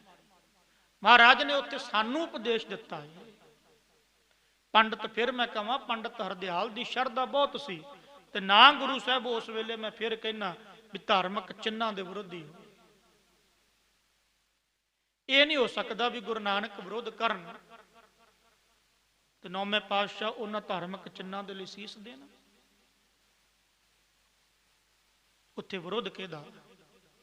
ਮੌਲਵੀ ਦਾ ਵਿਰੋਧ, ਪੰਡਤ ਦਾ ਵਿਰੋਧ, ਬ੍ਰਾਹਮਣ ਦਾ ਵਿਰੋਧ। ਅੱਜ ਦੇ ਅਜੋਕੇ ਸਮੇਂ ਦੇ ਵਿੱਚ ਹੁਣ ਕਿਰਪਾਨਾਂ ਪਾ ਕੇ ਕੀ ਕਰਦੇ ਆ ਤੁਹਾਨੂੰ ਪਤਾ ਹੀ ਆ, ਉਹ ਵਿਰੋਧ ਹੀ ਆ ਉਹਨਾਂ ਦਾ, ਹੋਰ ਕੀ ਆ। ਸ੍ਰੀ ਸਾਹਿਬ ਪਾ ਕੇ ਆਪਾਂ ਨੂੰ ਪਤਾ ਲੀਡਰ ਲੋਕ ਕੀ ਕਰੀ ਜਾਂਦੇ, ਜਾਂ ਜਿਹੜੇ ਧਰਮ ਦੇ ਠੇਕੇਦਾਰ ਬਣੇ ਆ ਕਿਵੇਂ ਲੋਕਾਂ ਨੂੰ। ਉੱਥੇ ਨਾ ਕਿਰਪਾਨ ਦਾ ਵਿਰੋਧ ਹੈ, ਨਾ ਕਕਾਰਾਂ ਦਾ ਕੋਈ ਕਸੂਰ ਨਹੀਂ। ਮਤਾ ਕਿਆ ਕਰੋ ਵੀ ਫਲਾਣਾ ਬੰਦਾ ਅਮਰ ਛਕਾ ਜੀ ਕੀ ਕਰਦਾ ਫਿਰਦਾ, ਉੱਥੇ ਕਕਾਰਾਂ ਦਾ ਕਸੂਰ ਨਹੀਂ, ਬੰਦੇ ਦਾ ਕਸੂਰ ਹੈ। ਕਕਾਰਾਂ ਦਾ ਕੀ ਕਸੂਰ? ਸ੍ਰੀ ਗੁਰੂ ਗ੍ਰੰਥ ਸਾਹਿਬ, ਚਲੋ ਆਪਾਂ ਗੱਲ ਵਿਚਾਰਦੇ ਹਾਂ। ਵੈਸੇ ਸ੍ਰੀ ਗੁਰੂ ਗ੍ਰੰਥ ਸਾਹਿਬ ਮਹਾਰਾਜ ਸਾਂਝਾ ਉਪਦੇਸ਼ ਸਭ ਨੂੰ ਦਿੰਦੇ ਆ, ਤੇ ਮੱਥਾ ਤਾਂ ਸਾਰੇ ਹੀ ਜਾ ਕੇ ਟੇਕਦੇ ਆ। ਜਿਨ੍ਹਾਂ ਨੇ ਅੰਮ੍ਰਿਤ ਨਹੀਂ ਛਕਿਆ ਉਹ ਵੀ ਮੱਥਾ ਟੇਕਦੇ ਆ।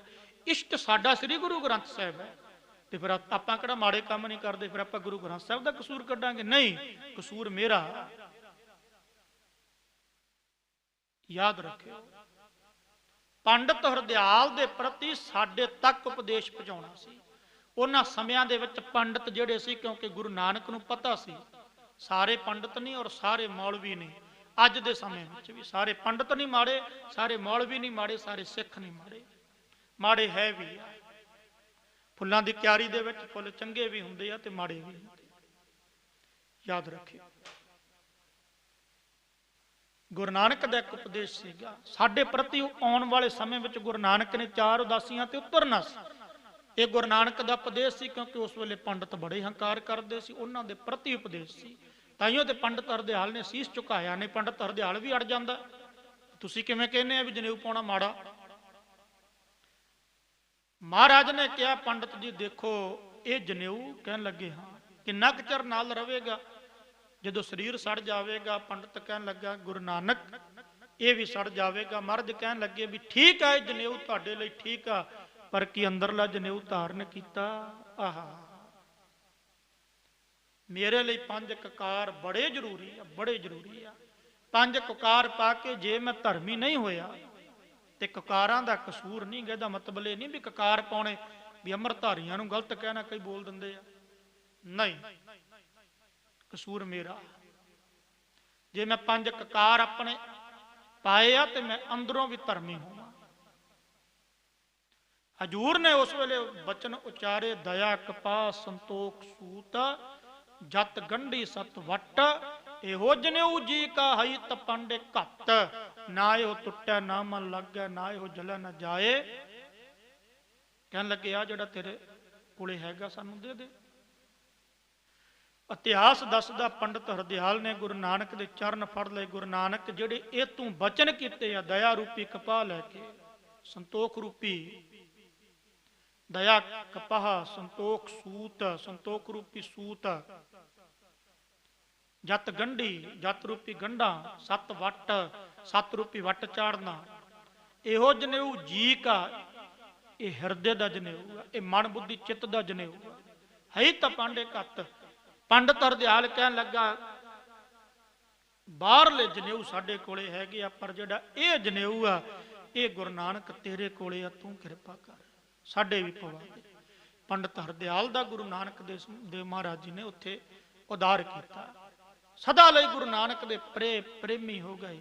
ਪੰਡਤ ਗੋਪਾਲ ਦੱਤ, ਮੌਲਵੀ, ਪੰਡਤ ਹਰਦਿਆਲ, ਰਾਏ ਬਲਾਰ, ਉੱਥੋਂ ਦੇ ਲੋਕ ਧੰਨ ਗੁਰੂ ਨਾਨਕ, ਧੰਨ ਗੁਰੂ ਨਾਨਕ ਦੀ ਮਹਿਮਾ ਗਾਉਂਦੇ ਆ। ਕੁਝ ਦਿਨ ਬਤੀਤ ਹੋਏ, ਗੁਰੂ ਨਾਨਕ ਦੇ ਮਹਾਰਾਜ ਆਪਣੀ ਮੌਜ ਵਿੱਚ ਸੁੱਤੇ ਨੇ। ਇੱਕ ਦਿਨ ਚੜਿਆ, ਉੱਠੇ ਹੀ ਨਹੀਂ, ਲੇਟ ਉੱਠੇ, ਮੌਜ ਦੇ ਮਾਲਕ ਆ। ਮਾਂ ਨੇ ਪੁੱਛਿਆ ਪੁੱਤ ਕੀ ਗੱਲ ਅੱਜ ਉੱਠਿਆ ਨਹੀਂ? ਮਾਂ ਮਨ ਨਹੀਂ ਕਰਦਾ। ਕਿਉਂ? ਹੁਣ ਕੀ ਗੁਰੂ ਨਾਨਕ ਦੇ ਮਹਾਰਾਜ ਦਾ ਮਨ, ਇਹ ਉਪਦੇਸ਼ ਸਾਡੇ ਪ੍ਰਤੀ ਸੀ। ਜੋ ਗੁਰੂ ਸਾਹਿਬ ਕਿਰਿਆ ਕਰ ਰਹੇ ਆ, ਯਾਦ ਰੱਖਿਓ ਉਹ ਕਿਰਿਆ ਦੇ ਵਿੱਚ ਖਚਤ ਨਹੀਂ ਗਏ। ਕਿਤੇ ਮਨ ਵਿੱਚ ਨਾ ਲੈ ਆਇਓ ਵੀ ਗੁਰੂ ਨਾਨਕ ਨਹੀਂ ਉੱਠੇ, ਮੈਨੂੰ ਉੱਠਣ ਦੀ ਕੀ ਲੋੜ ਆ। ਇਤਿਹਾਸ ਇਸ ਗੱਲ ਦੀ ਗਵਾਹੀ ਭਰਦਾ। ਬ੍ਰਹਮ ਗਿਆਨੀ ਬਾਬਾ ਬੁੱਢਾ ਜੀ ਮਹਾਂਪੁਰਖਾਂ ਨੇ ਗੁਰੂ ਇੱਕ ਦਿਨ ਲੇਟ ਉੱਠੇ ਤੇ ਗੁਰੂ ਅਰਜਨ ਦੇਵ ਮਹਾਰਾਜ ਨੇ ਕਿਹਾ ਮਹਾਂਪੁਰਸ਼ੋ ਅੱਜ ਲੇਟ ਕਿੱਦਾਂ ਹੋ ਗਏ? ਕਹਿਣ ਲੱਗੇ ਗੁਰੂ ਜੀ ਤੁਹਾਨੂੰ ਪਤਾ ਹੀ ਆ ਹੁਣ ਜਾਗਣਾ ਕੀ ਤੇ ਸਿਉਣਾ ਕੀ। ਜਿੰਨਾ ਸਾਸ ਗਰਾਸ ਨਾ ਵਿਸਰੇ ਹਰ ਨਾਮਾ ਮਨ ਮਤੁਨ ਲਈ ਦਿਨ ਕੀ ਤੇ ਰਾਤ ਕੀ। ਪਰ ਗੁਰੂ ਅਰਜਨ ਦੇਵ ਮਹਾਰਾਜ ਨੇ ਕਿਹਾ ਬ੍ਰਹਮ ਗਿਆਨੀ ਬਾਬਾ ਜੀ ਠੀਕ ਆ, ਤੁਹਾਡੀ ਅਗੰਮੀ ਅਵਸਥਾ ਨਿਰਵਿਕਲਪ ਸਮਾਧੀ ਵਿੱਚ ਪਹੁੰਚ ਗਏ ਹੋ, ਸਾਰੇ ਬੰਧਨਾਂ ਤੋਂ ਰਹਿਤ ਹੋ ਗਏ ਹੋ, ਤੁਹਾਡੇ ਲਈ ਦਿਨ ਰਾਤ ਸਭ ਇੱਕ ਸਮਾਨ ਹੈ, ਤੁਹਾਡੇ ਲਈ ਅੰਮ੍ਰਿਤ ਵੇਲਾ ਹੀ ਅੰਮ੍ਰਿਤ ਵੇਲਾ। ਪਰ ਜਿਹੜੇ ਲੋਕ ਦੇਖਣਗੇ ਕਹਿਣਗੇ ਬ੍ਰਹਮ ਗਿਆਨੀ ਬਾਬਾ ਬੁੱਢਾ ਜੀ ਕਹਿੰਦੇ ਹਾਂ। ਇਹ ਮਹਾਂਪੁਰਖ ਬਾਬਾ ਗੁਰਬਚਨ ਸਿੰਘ ਖੁਦ 25 ਵਾਰੀ ਹੱਥ ਮਾਂਜਦੇ ਸੀ ਕਿਰਿਆ ਕਰਕੇ। ਹੁਣ ਉਹ ਕੋਈ ਕਰਮਕਾਂਡ ਨਹੀਂ ਸੀਗਾ। ਕਹਿੰਦੇ ਜੇ ਅਸੀਂ 25 ਵਾਰ ਮਾਂਜਾਂਗੇ 5 ਵਾਰੀ ਮਾਂਜਣਗੇ ਸਿੱਖ। ਇਹ ਉਪਦੇਸ਼ ਹੈ। ਜੋ ਗੁਰੂ ਏਦਾਂ ਢਿੱਲਾ ਪੈ ਗਿਆ ਤੇ ਬਸ ਚਮਕੌਰ ਦੀ ਗੜੀ ਦੇ ਵਿੱਚ ਆ ਕੇ ਡਾਂਕੇ ਦੀ ਚੋਟ ਨਾਲ ਕਹਿੰਦੇ ਅੰਮ੍ਰਿਤ ਵੇਲੇ ਉੱਠ ਕੇ ਨਿਤਨੇਮ ਕਰੋ। ਗੁਰੂ ਗੋਬਿੰਦ ਸਿੰਘ ਆਪ ਨਿਤਨੇਮ ਕਰ ਰਹੇ, ਆਸਾ ਦੀ ਵਾਰ ਦਾ ਪਾਠ ਹੋ ਰਿਹਾ। ਦੱਸੋ ਕਲਗੀਧਰ ਪਾਤਸ਼ਾਹ ਹੁਣ ਨਿਤਨੇਮ ਤੇ ਖੁਦ ਬੰਦਗੀ ਸਰੂਪ ਆ ਉਹ, ਪਰ ਸਾਡੇ ਪ੍ਰਤੀ ਉਪਦੇਸ਼ ਹੈ। ਇਹ ਸੋਚਣ ਵਾਲੀ ਗੱਲ ਹੈ। ਗੁਰ ਕਹਿਆ ਸੋ ਕਾਰ ਕਮਾਵੋ ਗੁਰ ਕੀ ਕਰਨੀ ਕਾਹਿਤਾ। ਗੁਰੂ ਨਾਨਕ ਉੱਠੇ ਨਹੀਂ। ਪੁੱਤਰਾ ਕੀ ਗੱਲ ਅੱਜ? मां मन नहीं करता। 2-4 दिन इदा शरीर करके गुरु साहब किरिया करके जानी कि शरीर की ढलाई विच दिसे। एक वैद नूं बुलाया, वैद ने आके गुरु नानक देव महाराज की बाह पकड़ी, हजूर ने शब्द भी उचारिया, वैद बुलाया वैदगी पकड़ टंडोले बाह। भोला वैद ना जाने करक कलेजे माह। उन्हें देखिया भी महाराज कहन लगे, वैद जी मैंने एक गल दस भी कित्थे लभदा दुख लभ रहा? दुख दुख तो साडे कलेजे विच आ। क्यों? गुरु नानक ने बचन किया, आखां जीवां विसरै मर जाओ, जे मैं वो निरंकार नूं कहंदा हां ते मैं जिउंदा जो विसर गया ते मरिया समान। वो वैद ने, उसदा नाम आया हरदयास, वो वैद ने भी हजूर दे चरनां ते नमस्कार कीती, मैनूं उपदेश दे, सुनिया तेरे बारे बड़ा सुनिया। गुरु नानक ने उत्ते कृपा की। हजूर मौज दे मालिक अपने आनंद दे विच बेअंत तरह के चोज, मैं कहना भी ये सारे बेअंत तरह के चोज भाई बाला गुरु अंगद देव महाराज नूं सुना रहा। खडूर साहब की धरती ते बाबा बुढ़ा जी, भाई जीवा जी वर्गे गुरमुख प्यारे जिहड़े तत्त बीते आ वो सुन रहे आ, आनंद विच है। भाई बाले ने दसिया भी सत्कारयोग बाबा मेहता कल्याण दास जी एक दिन कहन लगे, पुत्रा ना तू पढ़िया, उन्हां दी दृष्टि विच है ना तू मझां चारियां, ना तू घर दे काम कार कीते, ना तू जनेऊ पाया, इदां कर कोई व्यापार कर ला। सत बचन पिता जी। इत्थे हुण भाई बाला जी गुरु नानक पातशाह नूं मिल रहे आ। पहलां भी खेडदे होणगे, ये नहीं गल कि नहीं। इतिहास इस गल की गवाही दिंदा कि मेरे ख्याल 5 साल गुरु नानक पातशाह तो भाई बाला जी वड्डे सन, उम्र करके आजू करके। बाबा भाण जी दे पुत्तर सन। बाबा भाण जी दे पुत्तर संधू गोत विचों सन। भाई बाला जी दसन लगे, धन गुरु अंगद देव महाराज मेरे घर दे विच एक बंदा भेजा सत्कारयोग बाबा मेहता कल्याण दास जी ने। मैनू वो बंदा आके कहन लगा, सुनेहा लैके आया भी तुहानू पटवारी मेहता जी बुला रहे हैं। मैं आया, गुरु नानक मेरे मित्र सी, मेरे सज्जन सन, मेरे प्यारे सन, मैं उन्हां दा बड़ा सत्कार करदा सी। मैनू कहा, कहन लगे, देख बालिया तू उम्र विच भी वड्डा, मैं तैनू दिना 20 रुपये ते 20 रुपये लै जा ते खरा सौदा करके लिया। खरा सौदा कहन लगा, सत बचन खरा सौदा। बाबा मेहता कल्याण दास जी ने कहा भी 20 रुपया का सौदा, उन्होंने समय के 20 रुपये बहुत ज़्यादा। मेरे बजुर्ग दसते आ, कहते भी असी एक आना 2 आने लैके जाते होंगे सीगे शहर दे विच, ते झोला भर के समान का लै आउंदे सी, झोला भर के बैग भर के। 4 आनिਆਂ ਦੇ ਵਿੱਚ ਤੇ बहुत कुछ आ ਜਾਂਦਾ ਹੁੰਦਾ ਸੀ, फिर भी एक अद्धा आना मोड़ लियाਉਂਦੇ ਸੀ, मेला ਵੇਖ ਆਉਂਦੇ ਸੀ 4 ਆਨਿਆਂ ਵਿੱਚ। 20 रुपये उन्होंने समय के बहुत सी, बहुत ज्यादा। 20 रुपये दिते सत्कारयोग बाबा मेहता कल्याण दास जी ने। बालिया नाल जावी ते खरा सौदा करके आवी, व्यापार करी, सौदा पत्ता लैके दूसरे पासे वेच देवी, यानी मुनाफा करके 20 दे 40 बना लिया। आप ये कह सकते हैं 20 दे 30 बना के लियावी। सत बचन। अगले दिन सत्कारयोग गुरु नानक ब्रह्मंड दे मालक पिता तो आग्या लई, मां तो आग्या लई, मेरा पुत 2-4 दिन दे लई दूर जा रहा, क्योंकि हफ्ता लग सकता सी दूजे शहर दे विच जाना, व्यापार करना। मत्था चुमिया, मत्था चुम के तुरे ने गुरु नानक देव महाराज ते सत्कारयोग बाबा बाला जी। तुर पे रस्ते दे विच निरंकार दीयां गल्लां, तुरे जांदे आ, काफी रस्ता लंघिया, अगे जाके देखिया ते एक जंगल वर्गी जगह लभी। जंगल वर्गी जगह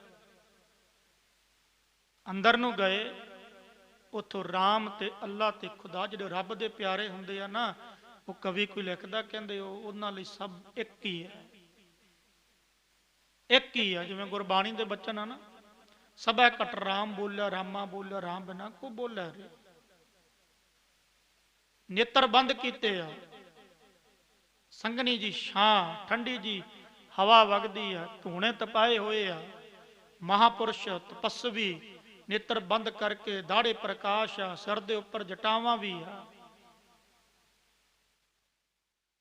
ਚੌਂਕੜੇ ਮਾਰ ਕੇ ਬੈਠੇ ਆ ਰੱਬ ਦੀ ਬੰਦਗੀ ਵਿੱਚ।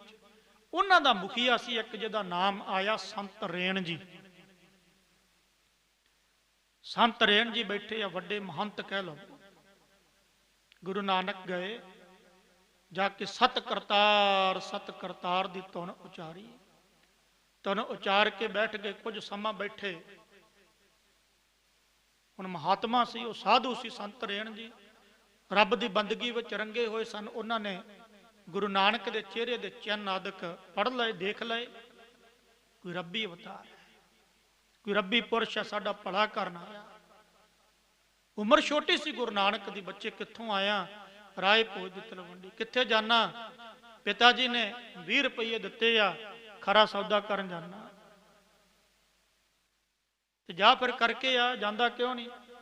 ਗੁਰੂ ਨਾਨਕ ਕਹਿਣ ਲੱਗੇ, ਕਹਿੰਦੇ ਸੰਤ ਰੇਣ ਜੀ, ਮਹਾਤਮਾ ਜੀ ਜਾ ਰਹੇ ਸੀ ਖਰਾ ਸੌਦਾ ਕਰਨ, ਪਰ ਤੱਕਿਆ ਵੀ ਇਸ ਤੋਂ ਉੱਪਰ ਕੋਈ ਖਰਾ ਸੌਦਾ ਨਹੀਂ ਗਾ, ਤੁਹਾਡੀ ਸੇਵਾ ਕਿਤੇ ਮਿਲ ਜਾਵੇ, ਕਿਉਂਕਿ ਰੱਬ ਦੇ ਪਿਆਰੇ ਦੀ ਕੀਤੀ ਹੋਈ ਸੇਵਾ ਥਾਂ ਪੈਂਦੀ ਆ। ਉਹ ਕਹਿਣ ਲੱਗਾ, ਸੰਤ ਰੇਣ ਕਹਿੰਦਾ, ਬੱਚੇ ਗੱਲ ਸੁਣ, ਤੇਰਾ ਪਿਤਾ ਤੈਨੂੰ ਲੜੇਗਾ, ਕੁੱਟੇਗਾ, ਮਾਰੇਗਾ ਨਹੀਂ, ਮੇਰੇ ਪਿਤਾ ਜੀ ਨੇ ਭੇਜਿਆ।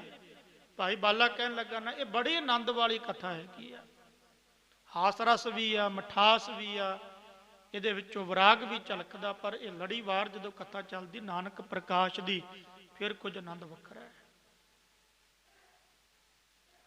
ਭਾਈ ਬਾਲਾ ਕਹਿਣ ਲੱਗਾ, ਹੌਲੀ ਇੱਕ ਦਿਨੇ ਕਹਿਣ ਲੱਗਾ, ਗੁਰੂ ਨਾਨਕ ਦੇਖ ਲਓ, ਪਿਤਾ ਜੀ ਕਹਿਣ ਲੱਗੇ, ਨਹੀਂ ਪਿਤਾ ਜੀ ਨੇ ਤੇ ਕਿਹਾ ਖਰਾ ਸੌਦਾ, ਇਦੋਂ ਉੱਪਰ ਕੋਈ ਖਰਾ ਸੌਦਾ ਨਹੀਂ ਹੋ ਸਕਦਾ, ਇਸ ਤੋਂ ਵਧੀਆ ਕੋਈ ਖਰਾ ਸੌਦਾ ਨਹੀਂ ਹੋ ਸਕਦਾ, ਵਾਕਈ ਨਹੀਂ ਹੋ ਸਕਦਾ। ਤੁਹਾਡੀ ਨਿਗਾਹ ਦੇ ਵਿੱਚ ਤੱਕੋ, ਮੇਰੀ ਨਿਗਾਹ ਦੇ ਵਿੱਚ ਤੱਕੋ, ਇਦੋਂ ਉੱਪਰ ਖਰਾ ਸੌਦਾ ਕੀ ਹੈ? ਭੁੱਖੇ ਨੂੰ ਪ੍ਰਸ਼ਾਦਾ ਛਕਾ ਦੇਣਾ, ਇਸ ਤੋਂ ਵਧੀਆ ਖਰਾ ਸੌਦਾ ਨਹੀਂ ਗਾ। ਅੱਛਾ ਏਦਾਂ ਕਰੋ ਫਿਰ। ਸੰਤ ਰੇਣ ਜੀ ਕਹਿਣ ਲੱਗੇ, ਕਹਿੰਦੇ ਤੁਸੀਂ ਸੇਵਾ ਕਰਨੀ ਚਾਹੁੰਦੇ ਆ? ਹਾਂ। ਮਹਾਂਪੁਰਸ਼ੋ ਕਹਿੰਦੇ ਫਿਰ ਏਦਾਂ ਕਰੋ, ਅਸੀਂ ਕਿਸ ਤੋਂ ਮੰਗਦੇ ਨਹੀਂ, ਬਚਨ ਬਲਾਸ ਤੇ ਬਹੁਤ ਹੋਏ ਆ, ਪਰ ਮੈਂ ਸੰਖੇਪ ਵਿੱਚ ਬੇਨਤੀ ਕਰਦੇ ਹਾਂ, ਏਦਾਂ ਕਰੋ, ਅਸੀਂ ਕਿਸੇ ਤੋਂ ਮੰਗਦੇ ਨਹੀਂ ਗੇ, ਜੋ ਤੁਸੀਂ ਲਿਆ ਦੇਵੋਗੇ ਤੇ ਲੈ ਆਓ। ਇਤਿਹਾਸ ਦੱਸਦਾ, ਕਹਿੰਦੇ ਗੁਰੂ ਨਾਨਕ ਦੇਵ ਮਹਾਰਾਜ ਨੇ ਨਗਰੀ ਵਿੱਚੋਂ, ਉੱਥੋਂ ਦੀ ਇੱਕ ਨਗਰੀ ਸੀ, ਇੱਕ ਗੱਡਾ ਲਿਆ, ਗੱਡੇ ਵੱਲ ਨੂੰ ਕਿਹਾ, ਮਿੱਤਰਾ ਸਾਡੇ ਨਾਲ ਚੱਲ। ਬਾਜ਼ਾਰ ਵਿੱਚ ਗਏ, ਇਤਿਹਾਸ ਇਸ ਗੱਲ ਦੀ ਗਵਾਹੀ ਭਰਦਾ। 5 ਰੁਪਈਆਂ ਦਾ ਉਸ ਸਮੇਂ ਆਟਾ ਲਿਆ, 5 ਰੁਪਈਆਂ ਦਾ ਉਸ ਸਮੇਂ ਚੌਲ ਲਏ ਪੰਜਾਂ ਦੇ, 3 ਰੁਪਈਆਂ ਦੀ ਖੰਡ ਲਈ, 3 ਰੁਪਈਆਂ ਦਾ ਘਿਓ ਲਿਆ, ਤੇ 3 ਰੁਪਈਆਂ ਦਾ ਦੁੱਧ ਲਿਆ। 5 ਤੇ 5 10, 3 ਤੇ 3 16, ਤੇ 3 19। 5 ਰੁਪਈਆਂ ਦਾ ਫਿਰ ਬੇਨਤੀ ਕਰਾਂ, 5 ਰੁਪਈਆਂ ਦਾ ਆਟਾ, 5 ਰੁਪਈਆਂ ਦੀ ਖੰਡ, 3 ਰੁਪਈਆਂ ਦਾ ਦੁੱਧ, 3 ਰੁਪਈਆਂ ਦਾ ਘਿਓ, ਤੇ 3 ਰੁਪਈਆਂ ਦਾ 5 ਰੁਪਈਆਂ ਦਾ ਆਟਾ, 5 ਰੁਪਈਆਂ ਦੇ ਚੌਲ, 3 ਰੁਪਈਆਂ ਦੀ ਖੰਡ, 3 ਰੁਪਈਆਂ ਦਾ ਦੁੱਧ, ਤੇ 3 ਰੁਪਈਆਂ ਦਾ ਘਿਓ, 19 ਰੁਪਈਏ ਹੋ ਗਏ। 19 ਦੀ ਰਸਤ ਬਸਤ ਲਈ ਤੇ 1 ਰੁਪਈਆ ਉਹ ਗੱਡੇ ਵੱਲ ਨੂੰ ਦਿੱਤਾ ਕਿਰਾਏ ਵਜੋਂ। ਇਹ ਲੈ ਕੇ ਰਸਤ ਬਸਤ ਪਹੁੰਚ ਗਏ, ਬੇਅੰਤ ਰਸਤ ਬਸਤ, ਕਿਉਂਕਿ ਗੁਰੂ ਨਾਨਕ ਦੇ ਬਚਨ ਆਪਾਂ ਪੜ੍ਹਦੇ ਹਾਂ ਨਾ, ਮਹਾਰਾਜ ਜੇਵੜ ਆਪ ਤੇਵੜ ਤੇਰੀ ਦਾਤ। ਭਾਈ ਬਾਲਾ ਕਹਿੰਦਾ ਵੀ ਆਪਾਂ ਥੋੜਿਆਂ ਦਾ ਲੈ ਲੈਂਦੇ, ਮਹਾਰਾਜ ਕਹਿੰਦੇ ਨਹੀਂ ਬਾਲਿਆ, ਇਹ 20 ਰੁਪਈਆਂ ਦਾ ਲੰਗਰ ਅੱਜ ਦਾ ਨਹੀਂ, ਅੱਜ ਦਾ ਨਹੀਂ। ਮਤਲਬ ਭਾਈ ਬਾਲਾ ਕਹਿੰਦੇ ਇਹ 20 ਰੁਪਈਆਂ ਦਾ ਲੰਗਰ ਰਹਿੰਦੇ ਦੁਨੀਆ ਤੱਕ, 20 ਰੁਪਈਆਂ ਦਾ ਲੰਗਰ ਤੇ 20 ਰੁਪਈਆਂ ਦਾ ਵਿਆਜ ਨਹੀਂ ਮੁੱਕਣਾ, ਨਹੀਂ ਮੁੱਕਿਆ ਅੱਜ ਤੱਕ। ਬੇਅੰਤ ਸੰਗਤਾਂ ਛਕਦੀਆਂ, ਇਹ ਗੁਰੂ ਨਾਨਕ ਦਾ 20 ਰੁਪਈਆਂ ਦਾ ਚਲਾਇਆ ਹੋਇਆ ਲੰਗਰ ਹੈ। ਲੈ ਆਂਦਾ ਤੇ ਉਹਨਾਂ ਮਹਾਤਮਾ ਨੂੰ ਛਕਾਇਆ, ਚੌਲ ਬਣੇ, ਪ੍ਰਸ਼ਾਦਾ ਆਦਿਕ ਬਣਿਆ, सब कुछ बनाया गया, छकाया, प्रसन्न हो गए, बचन बलास होए। याद आया हजूर दे बालिया चलीए हुण। हाँ, वापस चले गए। राय भोए दी तलवंडी इतिहास इस गल दी गवाही भर रहा।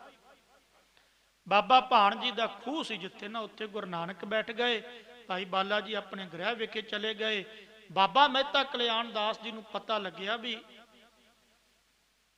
भाई बाला ते आ गया, गुरु नानक नहीं आए। पुछया बालिया गुरु नानक नहीं आए, नानक किथे आ मेरा? हुण की दसन, किथे आ तुसीं व्यापार करन गए सी, किथे आ 20 रुपये, किथे आ व्यापार, किथे आ खरा? इशारा कर दिता भी बाहर बैठे आ। ते व्यापार भाई बाला कहन लगा, कहंदा सत्कारयोग बाबा मेहता कल्याण दास जी, उन्होंने तो 20 रुपया का प्रशादा साधुओं को छका दिता है, मैं तो व्यापार। भाई इन्नी गल सुनी सी, थोड़ा जा वीर रस विच आ गए, क्रोध विच आ गए। उतों सत्कारयोग बाबा मेहता कल्याण दास जी नठे। पिंड वालों को पता लग गया, पूरे गुस्से विच आके दौड़े। सत्कारयोग माता तृप्ता जी पिछे, सत्कारयोग बेबे नानकी जी पिछे दौड़ के गए जिथे गुरु नानक देव महाराज बैठे सन। जान सर गुरु नानक देव महाराज दे बाबा मेहता कल्याण दास जी ने चपेड़ मारी। पहली चपेड़ वजी गुरु नानक देव महाराज, नेत्रा चो हंजू। वीर रस विच आके कहन लगे, कहंदे ना तू पढ़िया, ना तू मझां चारियां, ना तू कम दा इत्थों तक दे 20 रुपये दे के तेनों भेजिया सी, वो भी सारे खवा आए। पिता जी तुसी कहा सी खरा सौदा, मैं तेनों ये खरा सौदा। दुनियावी तौर पर साडे लिए ये खरा सौदा नहीं होना। असी भी कहांगे भुखे नूं प्रशादा, पर असल दे विच निरंकार दे पद्धर ते, परमार्थ दे मार्ग ते यही खरा सौदा है, यही सच दा सौदा है। जदों दूसरी चपेड़ मारन लगे ना, तो बेबे नानकी दौड़ के आई। माता तृप्ता जी के नेत्रां विच हुण पुੱਤ नूं कित्थे देखिया जांदा, गुरु साहब दा चेहरा। माता नानकी वाहिगुरु बेबे नानकी जी, उन्होंने पिता दा के गुट फड़ लिया। नानकी तू छड्ड, नहीं पिता जी 20 रुपया की खातर मेरे भरा दे, मेरे वीर दे रब्बी नूर है, चपेड़ ना मार, मैं की करा? इन्होंने इत्थों तक मैं 20 दिते, ना कोई काम कर। पिंड विच रौला मचिया, गल पहुंच गई राय बुलार कोले। राय बुलार ने गुरु नानक नूं भी सद्दिया, दर्शन कीते। सत्कारयोग मेहता कल्याण दास जी नूं कहन लगे, देख मेहता जी, तू नानक नूं नानक समझ रहा, तू बच्चा समझ रहा, ये खुदा अल्लाह परमात्मा दा रूप है, इनू खुदा दा रूप समझ अल्लाह दा। पर किथे बाबा मेहता कल्याण दास जी, राय बुलार जी तुसी कहने आ, पर यह सारा ही उजाड़ी, सब कुछ इदा करी जाता, लांभे। कहते चलो कुछ सोचांगे। इत्थों तक गुरु नानक देव महाराज का इतिहास आपां विचारिया। अगे फिर आपां लड़ीवार, क्योंकि मैं फिर बेनती करदा, सिर्फ वार्तक रूप में आपां लड़ीवार इतिहास ही रखना, इधर उधर नहीं बाला जाना, केवल गुरु नानक दे गुण गाने। बेनतियां प्रवान करियो।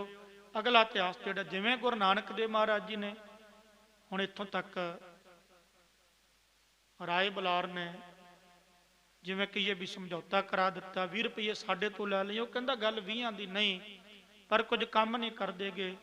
हुण अगे जिस तरह राय बुलार ने ये वेख के गुरु नानक देव महाराज नूं सुल्तानपुर भेजना, बेबे नानकी जी उन्हां दी शादी, ये सारी कथा अगे आपां विचारांगे। गुरु किरपा करे। वाहिगुरू जी का खालसा, वाहिगुरू।